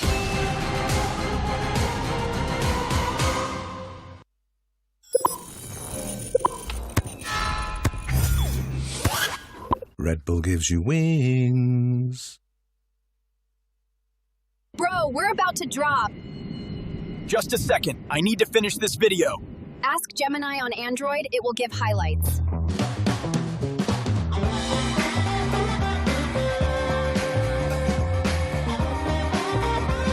Press for key highlights. Only on Android.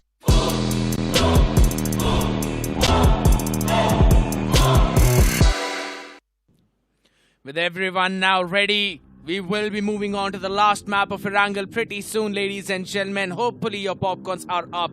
I really like all of them, pretty hot and crispy out there, Shadow, but there's a lot of things that we need to discuss before this last Erangel kicks off. And I know there's one rivalry that you would really want to know. We're having a look at today's schedule as well. Some back-to-back chicken dinners coming in for Seoul. Marcos Gaming has been having a fantastic day.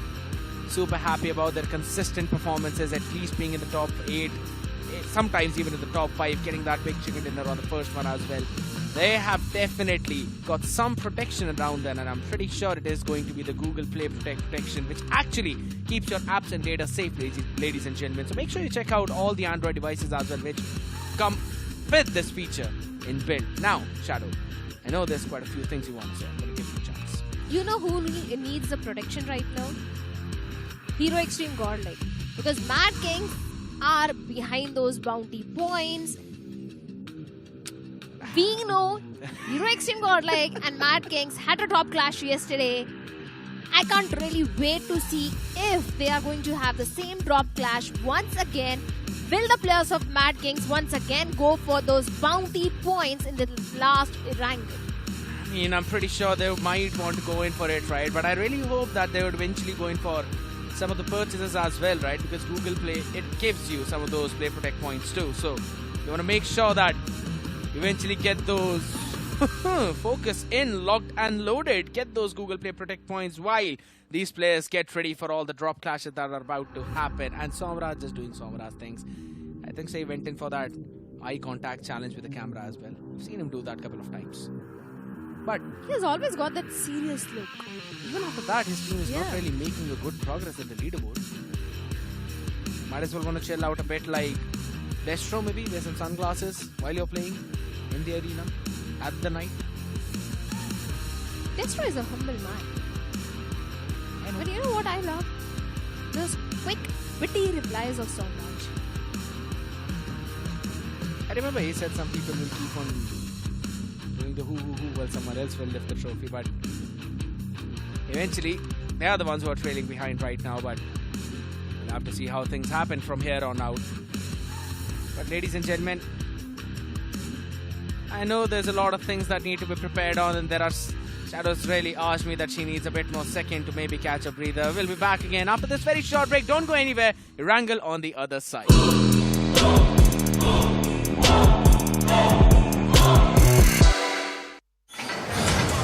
R is for RAM on roids. A 12GB ramped up, run on all engines, upgraded in a world resigned to 8 gig.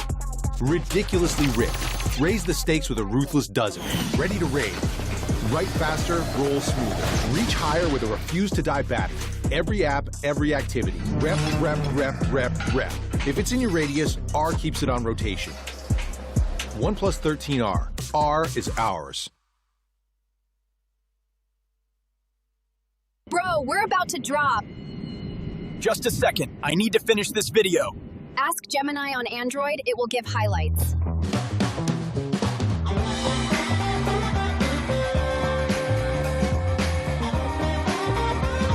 Press for key highlights.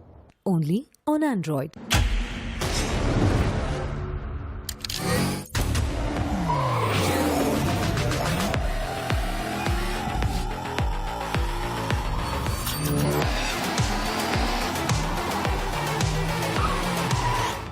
TVS Raider, the wicked ride.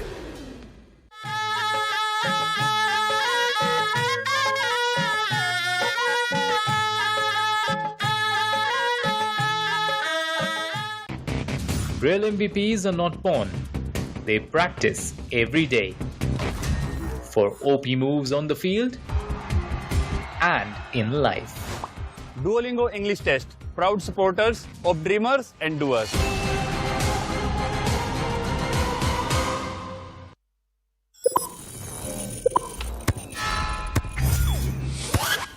Red Bull gives you wings.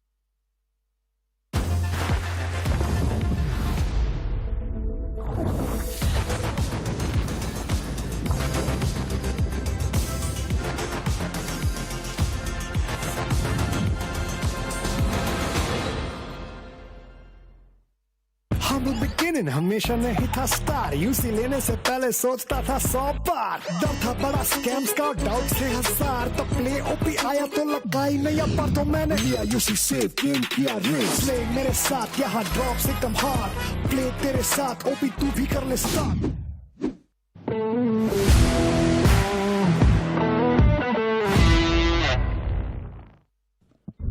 But production really knows how to create that suspense and make sure that we still wait in eagerness if that potential drop clash will happen. between Mad Kings and Godlike. It's not just one day, but it's happened on 2 straight days, ladies and gentlemen. We'll be moving on this last map of Erangel as the plane hits the skies, starting all the way down south from Sosnovka military base, going all the way up till Severny.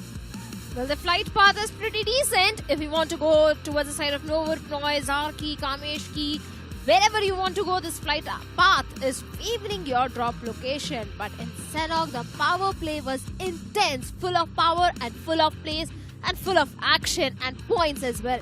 But this time, the last Erangel, will it be the same or will it be calm and silence in the fourth circle?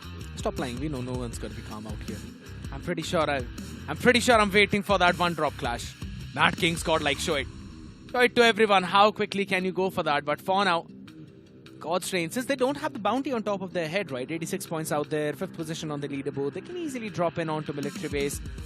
Might not have any other team focusing them down. Seoul changing their drop location. That's a bit crucial, right? Because we normally see them drop towards school, but they're kind of scared that someone might want to drop clash them, and they have just jumped into the arms of TWOB. That's what makes things interesting. The bounty, the power play. What really happened in the previous one, I'm sure all the top 4 teams want to be very cautious. But wait a second, before I tell you about the circle, Marcos Gaming going up against the plus of TWOB, where Pukar instantly finishes off Superman. Marcos Gaming, they came on the 2nd spot in the previous one, and this time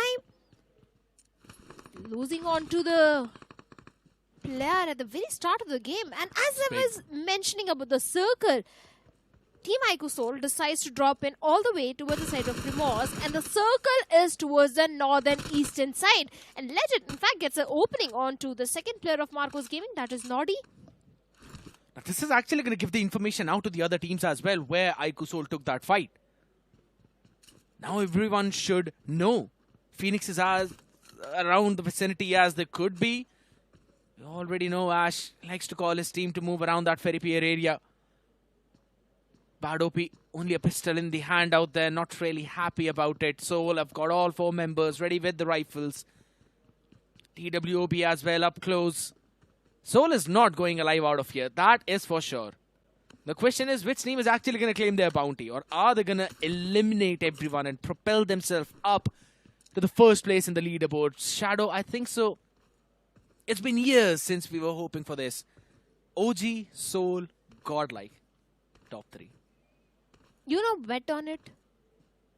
The first statement you said, that iQOO is not going to move out alive from the city of Primorsk. Are you really going to bet on it? Because I know for sure iQOO, they've got all the 4 players alive and Knuckle in an off angle. They've got the entire vision of the city of Primorsk. They've got the information, and look at that. Phoenix Esports once again not a good start as a players of Genesis. Not just Genesis, it's actually Meta NINZA. Yeah. Trying to run them down, Goten, as he's able to catch one. 1-for-1 trade instantly coming in as Phoenix. They eventually go alive. But there we go, the last 2 members. Goten falling down. And it seems like it's the Boo on the other side as Poco answers back. Jatin all out in fray, in open low, in HP. Can he survive the utility toss? Everything thrown at his face instead of a kitchen sink as he still is bowing down and will lose his limbs. Phoenix eliminated. Meta NINZA gaining 8 crucial points. And yes, Shadow, I will bet on it. I'm winning this bet. Swiggy 99%. And all the iQOO fans are also winning this particular bet, because we know for sure the momentum which they're having as Goblin also gets 1 more knock as per the finish feed. But wait a second, Genesis is also having a situation against the players of Team Revenant X Park. Yeah, little do they know, they don't really carry the bounty anymore right now on top of their head. But guess what? They carry those 8 points in the power play.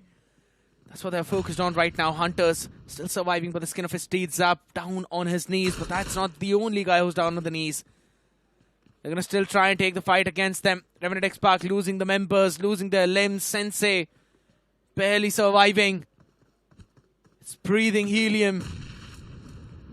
Tries to go in for that nade as well, Fierce, but Doesn't really get anything out of that. It's going to be a big thing. Only 2 players surviving right now as Sensei's got this vehicle up. Genesis 3 players up in front. Fierce. I thought he was able to launch in that one nade. It could eventually destroy Genesis, but he's being surrounded. It's like a pack of hyenas trying to steal away the food of a lion. And this time the lion himself is the food as Fierce tries to stand, but he does not have anything left. This 12K does not catch anything as Genesis hunt him down, and they want to find where Sensei is, who is all the way on the other side of the map towards Milta. Didn't he say he'll run away at the very start of the show?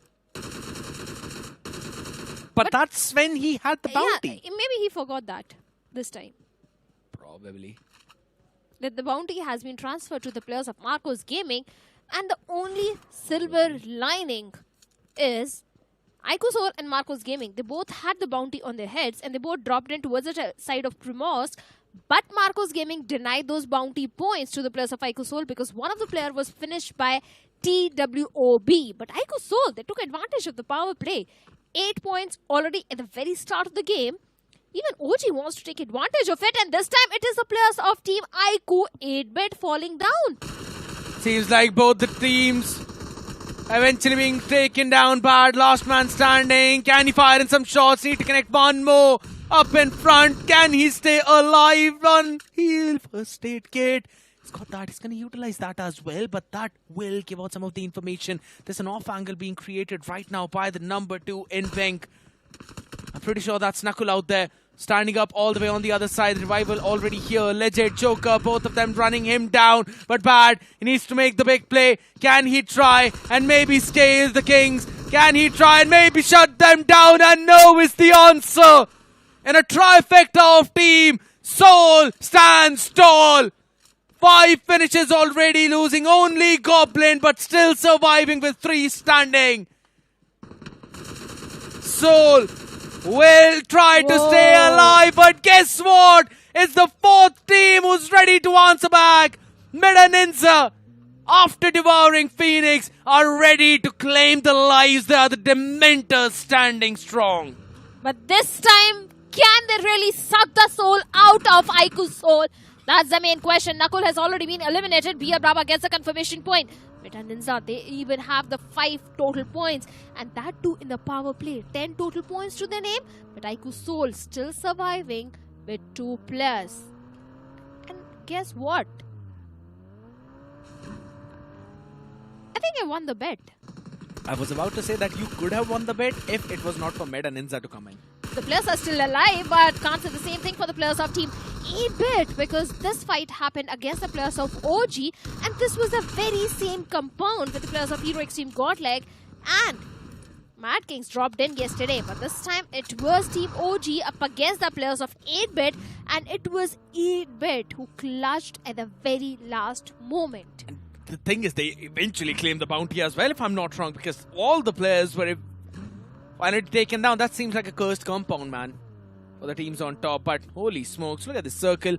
It doesn't even matter where the circle is being cooked up. I know it is absolutely nasty, but what was happening on our screens was more important out there, as Global Esports now taking the fight as well. Spray got brought down onto his knees, but can they survive? Yes, they absolutely will. Eventually, 8-bit being eliminated out of the mix as well. Oh yeah, I definitely need some water right now. Seeing all that action, you need to turn down the heat a bit. Just like Sensei is doing. All the way towards the side of Milta Power. He's just enjoying his time now. I bet he is. But what if the players of God's Reign, who are trying to traverse from the southern side, completely unaware about the position of Sensei comes in and do a 1v4 against either of those teams, Genesis, God's Reign, or maybe NoNx Esports? It's fine, people. It's absolutely fine. I'm pretty sure Shadow is dreaming in the world of Delulu. Are you doubting the skills of Sensei? No, but I'm just not doubting the skills of the other teams as well. But a cheeky player and a team completely unaware about his position is possible. Surprise factor is a major factor in the game of BGMI. And if he's got... Just imagine all the 4+ of God's Rain right in front of him. If he's at got one M249, certain yeah. position. If he's got M249, then yeah. Otherwise, behind a rock, all the 4+. If he's got M249, then yes. What's the logic of M249? Even M416 is a pretty good weapon. M249 has got over 100 bullets in the magazine, so he can keep on spraying every person down. But it has got a recoil. I'm pretty sure I trust in Sensei so much so that he can control the recoil. That's where I'm going to put my trust in terms of the skills out there. But Gravity is absolutely not missing the shots out there for NoNx. Again, another rough game. Probably being cooked up. And no, you're not going to pan him. I'm just not going to say anything. It's unfortunate, yes, but we might as well have enough time to order yourself a Swiggy burger after that. You need to re-energize yourself after being panned. I like the rotation which the players of Hero Extreme Godlike are also bringing in, having that entire northern control. They can take the control of those eastern shorelines because the circle is a completely eastern circle. Would actually be a pretty decent spot for the players of Hero Extreme Godlike. But right at the epicenter, we have got the players of Global Esports. In fact, Global Esports also, a few days back, were also running high on the confidence. Maybe this can be a comeback game for the players of Global Esports. But the next circle shift is also going to be really interesting. Wow. And it is still favoring the players of Global Esports. But now, Hero Extreme Godlike, who wanted to take the control of the shorelines, can't really go for that. They have to traverse inside the circle, and that is where the players of K9 and 4TR and also Global Esports are waiting for them to welcome. Simple's going to make sure to clear the backlines all the way towards Kameshki as well. I do like that idea, because they know that this kind of circle would eventually get a pretty late rotation from K9 as well, but little do they know they're already inside.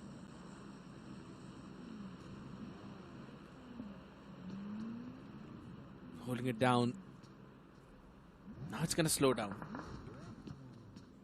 Until all of these teams on the southeastern fray decide to barge in. That's when it's going to get chaotic. Most of them are still inside the circle, so some long-range fights being delivered here and there, shots fired, trying to catch one knock or the other on one or the other frays. Apart from that, yeah, nothing is going to change. Just a few utils being burnt out, that's all. A couple of first aids that you have might eventually be cut in half, considering where the players are. NINZA as well, making a mad dash in. When was the last time you saw a stage 3 circle and only 11 teams alive? What do you mean by only 11 teams? Still feel there are a lot more teams. Nah, it's only. I wouldn't say it only. We have seen more than 14 teams alive in stage 3. If you're going all the way back down the memory lane, then please don't revitalize my memories of the heel battle days. No, just few days back only we saw 14 teams alive in the stage 3 circle. There's 3 more, that's all. I would not still say 11 is like only. I'd consider 7 or 8 teams. Oh, Joker got knocked out by the play zone. Yeah, I was about to say that. They don't even have enough heals right now, so they're going to let him be in peace there. So as I said, they did not make it out alive properly. They made it out of Primorsk. Legend is still... Why are you so stuck upon jinxing the players of iQOO Soul? Whatever helps you rock your boat, it's fine. They did their own job, to be honest. They have 10 points already, total combined, right, because of the power play as well. And considering they survived against... Oh my god, production. That is so nasty of you. That is so nasty of you. Nah. You didn't just do that.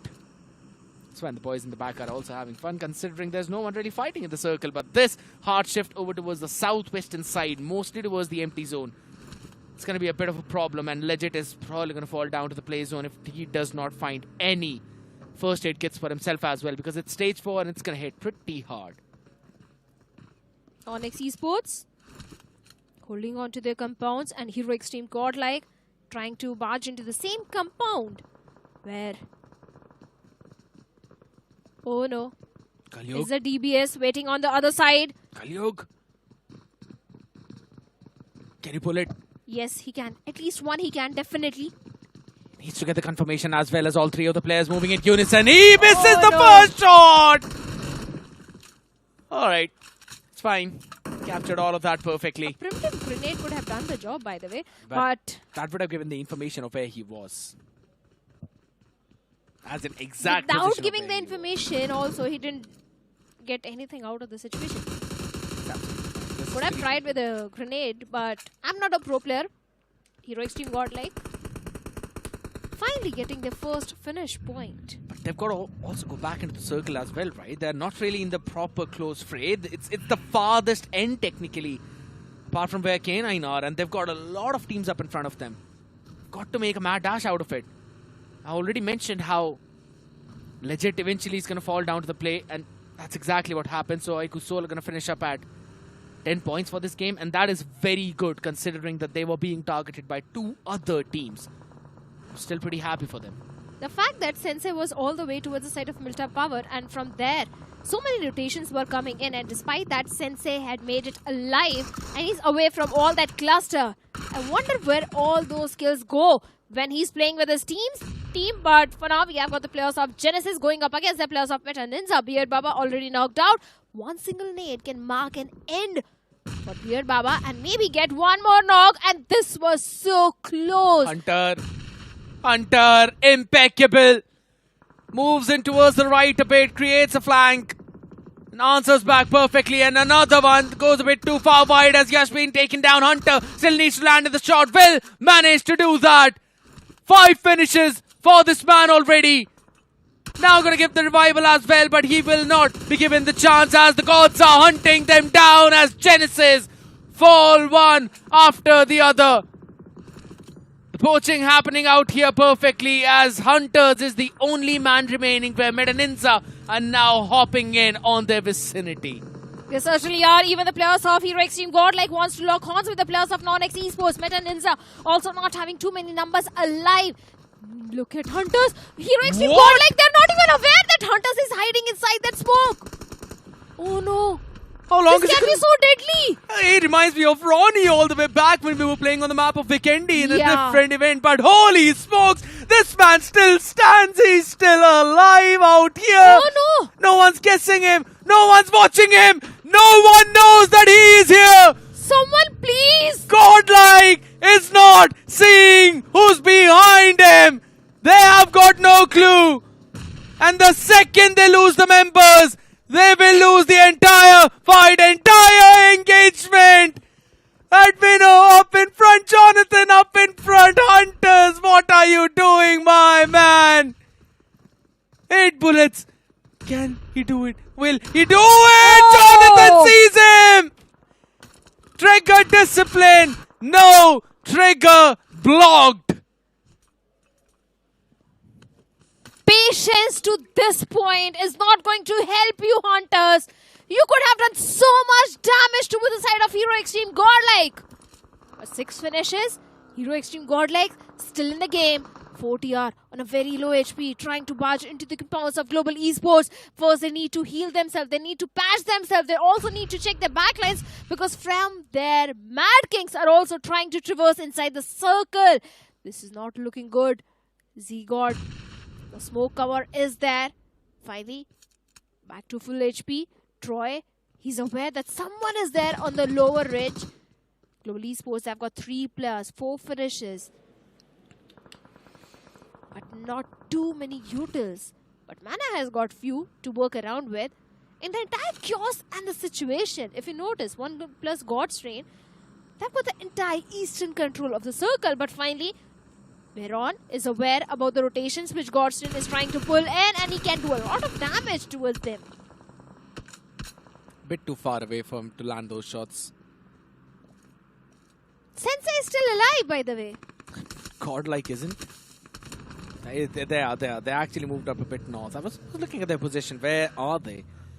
All players alive, to be honest, and either anyone is going to claim their bounty or they're going to get the chicken dinner and propel themselves all the way back at the first spot.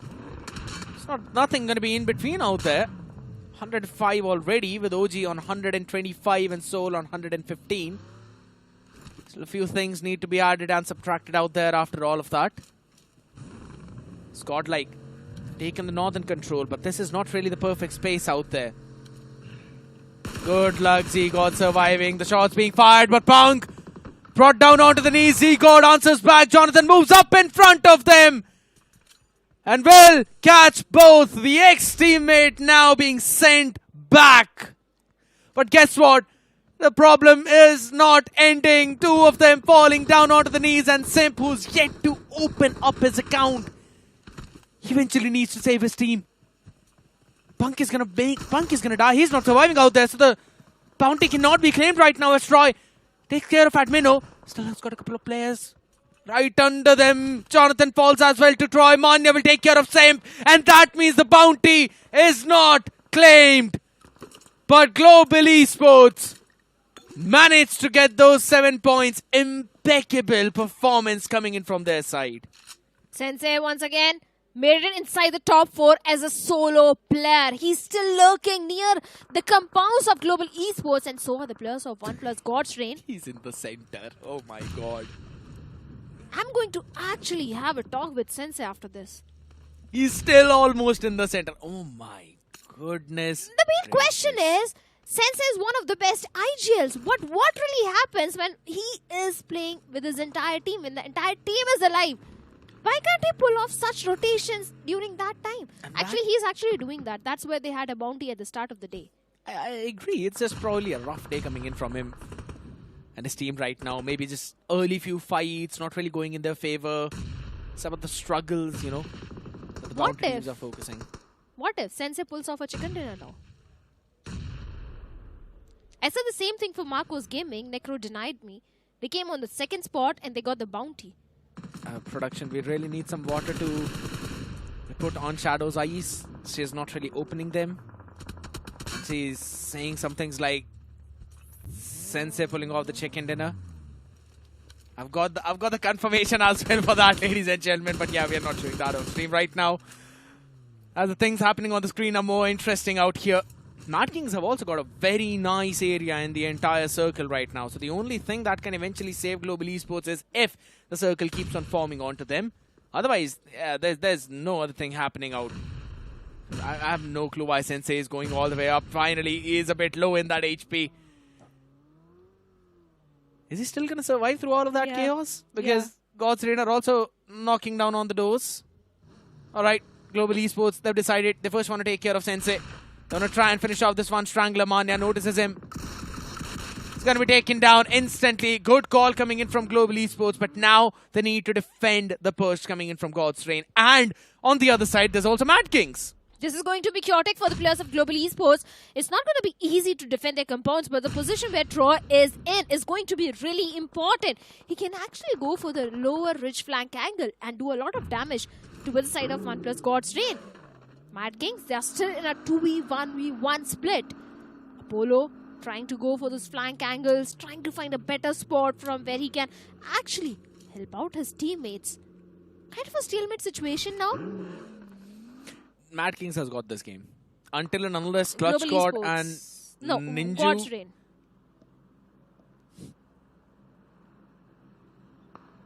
The God's Reign. audio is not cut off for all the people out there. Yes, this is a silent treatment. Hold on for a second. Give me 1 second.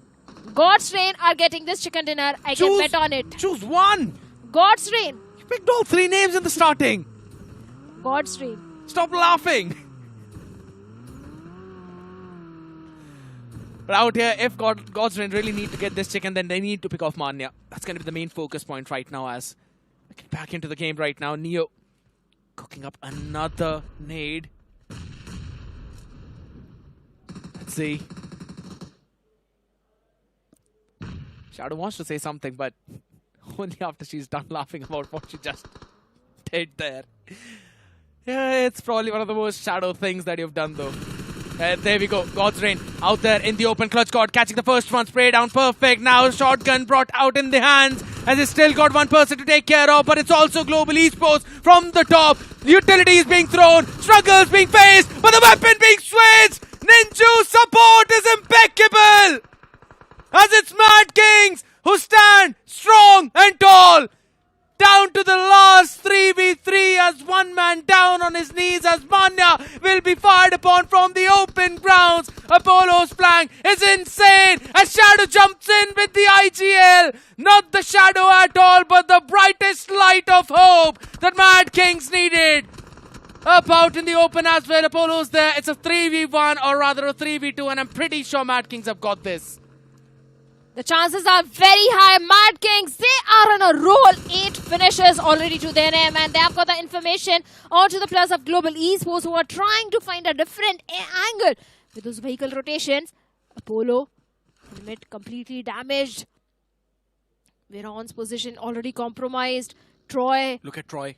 Yeah, Apollo is directly going for Troy. No, actually, he's hunting for Troy. He's searching for Troy. Nice. He's got no information. The smokes are giving a bit of the idea to Apollo where exactly Troy could be. Apollo out in the open, in the crosshairs of Veron, and finally Veron strikes in, strikes hard, takes hefty HP out of Apollo. Still surviving by the skin of the teeth even. Dishes out a lot of damage towards the side of Troy, but Troy is still getting that backline support. But despite that, Apollo with a DBS shuts him down. It's only Veron remaining in a 1v3 situation. Seems like an impossible task. The vehicles are barging in. He deals with one player, trying to get the confirmation point, and gets the confirmation as well. Mad Kings. Still a 1v2. Still got to hold it down. Apollo on the other end. Veron's got just one bandage to try and patch him up, or rather nothing else. We don't know. He's got a lot of them. Still going to be making sure that he gets everything fixed up. The amount of utilities on the other side is going to be the main thing. Apollo launches the first one. It's a bit too far away. Not really the perfect hard covers right now. The vehicles can be blown apart. Specifically, the first one is already around on fire. It's a very nicely placed nade. Shadow almost doing the job. Can this one do the thing? And it absolutely will. Mad Kings will claim the winner chicken dinner at the very end. I'm sure they have broken the record of total points accumulated in a single day. In the previous one, capitalizing on the bounty system and the power play. This time getting the chicken dinner as well. It was not easy. Global Esports, they had the compounds, had everything. But not the last circle. And not the player to pull off that situation, that clutch. Insane.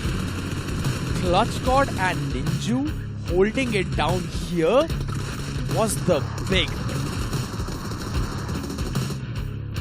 Just have to see, man, how Mad Kings are now going to talk about it, because this was an impeccable play. And also with the support of Global Esports coming in a little bit, they were able to wipe out God's Reign, the team that you predicted to win.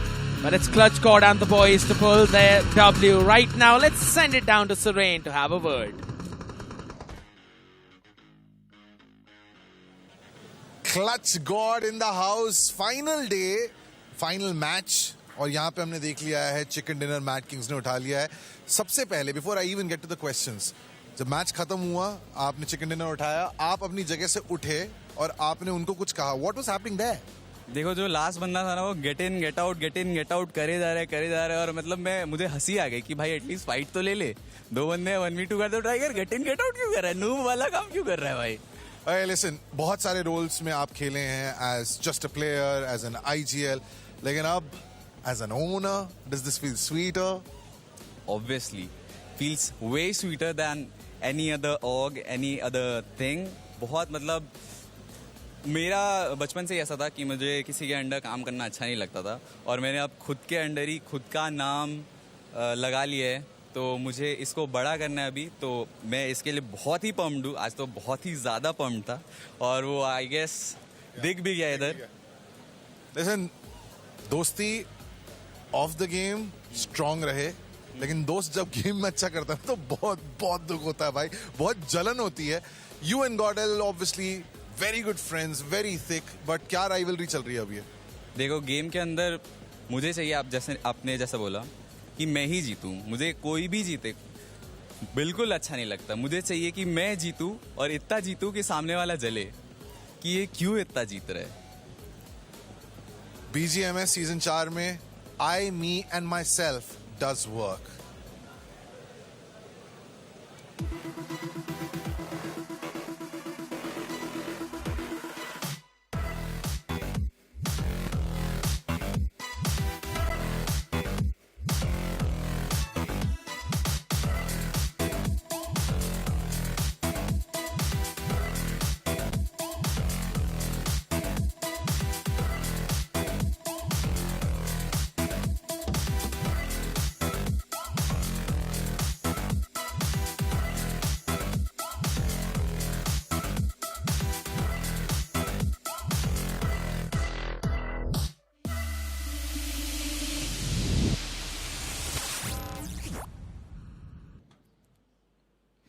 Mad King sitting on the throne just like the kings. They are standing up to their name, man. What a crazy game that was. Anyone could have taken that, but it just came down to that one last big fight around that entire compound.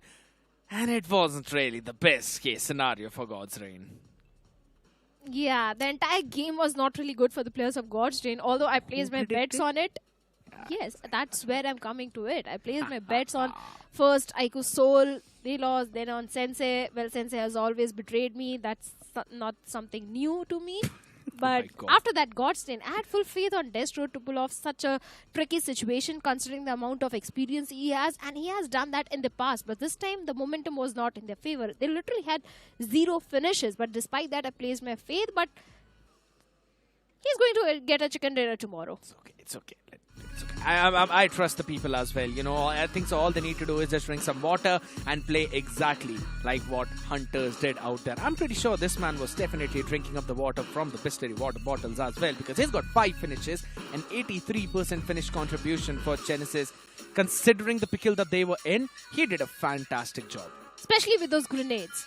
This guy has always been very precise with those grenades and those trajectories, but the best companion is going to be a Bolo from the side of Mad Kings. 5 rescues and 2 assists, and Shadow OG is the finisher to deal with the last player. A perfect gameplay coming in from the side of Mad Kings. This was a complete Mad Kings day. I 100% agree, because they were also able to claim the bounty as well in the game of Sanhok, eventually converting the game on the last map of Erangel. So the last 2 games were pretty solid for their side, and I think so, yeah, that is eventually going to propel them as well into that leaderboard.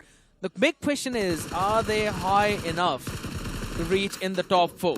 That's something I kind of want to focus on as well, but if not, then it's absolutely fine.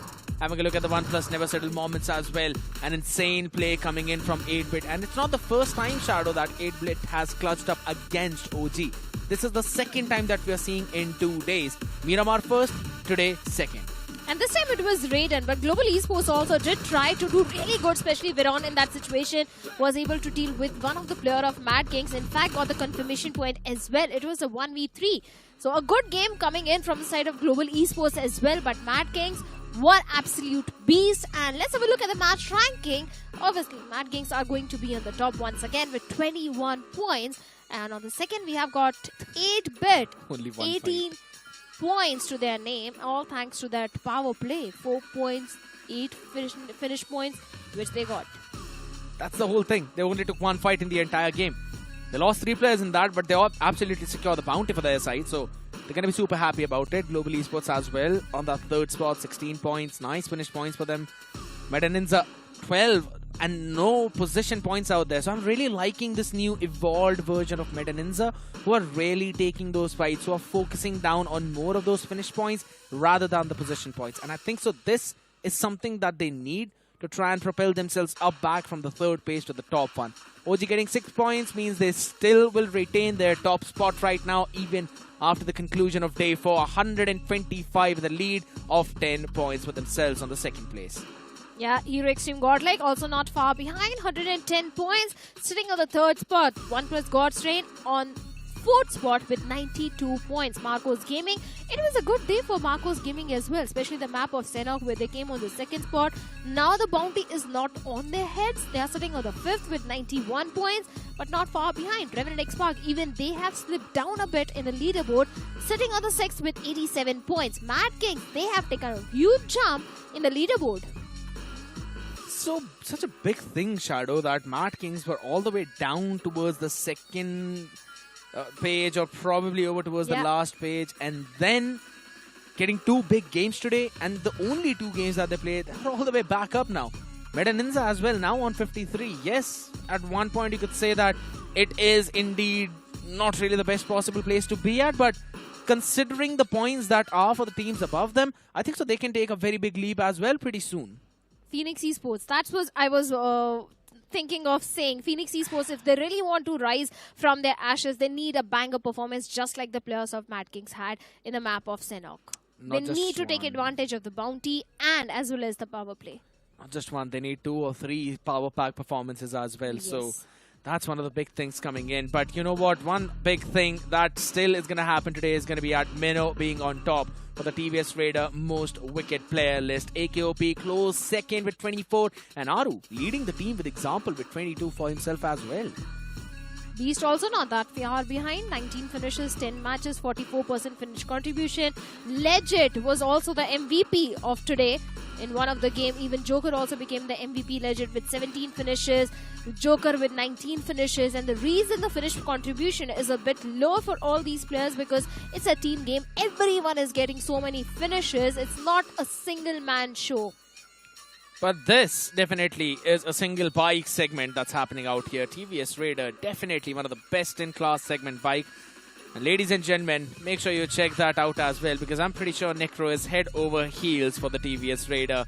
Look at how smart Robin is looking over that. This bike is definitely matching his style. And his team is also performing on the entire leaderboard as well. So I'm pretty sure he's going to be pretty happy about their performance. But yes, tomorrow they will have the bounty on their head.